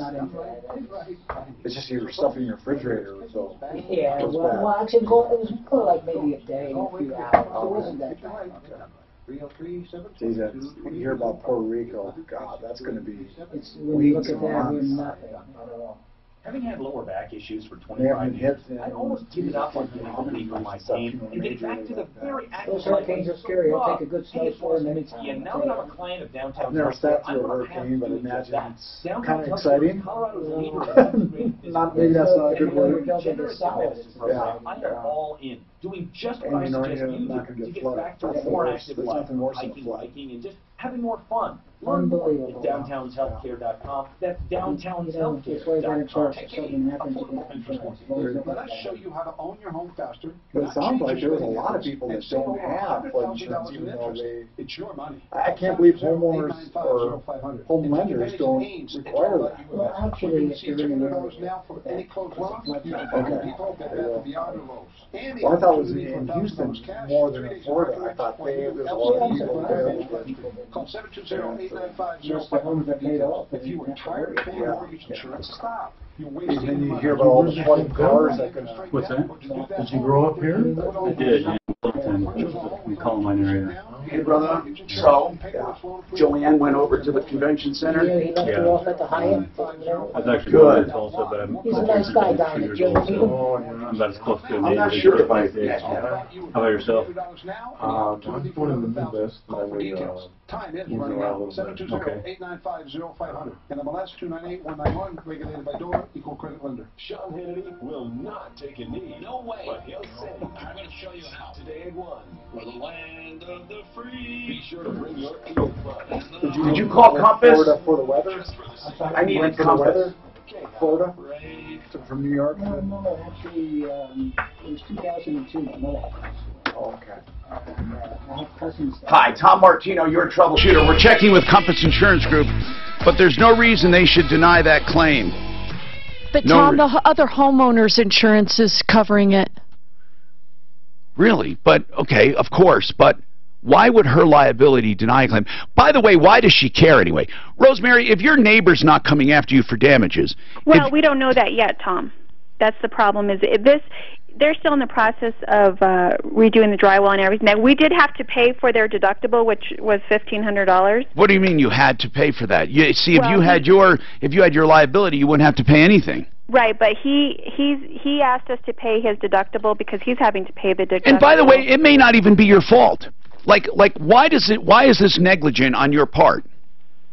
Because it was coming down from our air conditioners because the coils in that air conditioner. Who installed it? Who installed it? I am not sure because it. Did you have it done or did you buy it that way? No, we bought it that way, and. Are they all done that way? The people from Plumline said that those coils were installed incorrectly. I understand that, but that's not your fault, is what I'm saying. Well, I agree with that. That's why I really need to talk to someone from Compass to see what liability will pay for and what they won't pay for, because it seems to me, though, that you did not do anything negligent as far, you moved into a place, and the air conditioner in the condo unit leaked. Right, this is a rental. Or in a rental. So you're renting. Actually, we're renting that condo out. Okay, could be why you're... So do you have a landlord policy? Yes. Okay, so this condo is being rented. Yes. And the air conditioner in that condo leaked to the one underneath, and correct. You voluntarily paid the $1,500. Yes, because we felt like since it was our air conditioner that caused the damage to that... Yeah, you're going to be liable anyway. But yeah, and so the owner downstairs is having to maybe also replace their air conditioner because that was damaged as well. So that cost. Wait a minute. Sending us that. Well, how old is the air conditioner? You may, that you bottom unit, I'm not sure. You may not have to. No, I'm talking about the one you just. You're saying that this guy downstairs is trying to get a new air conditioner from you? Well, because our air conditioner damaged theirs. I understand. How old is his air conditioner? I'm not sure, but I know that we had told him that we would pay for just part of it because of the age of his air conditioner. Okay, good. At least you got that part right. But here's the point. You may not have to pay anything. I don't know why your insurance is not covering it. And by the way, I don't know how water ruined his air conditioner either. I mean, I just want to make sure they're not exaggerating.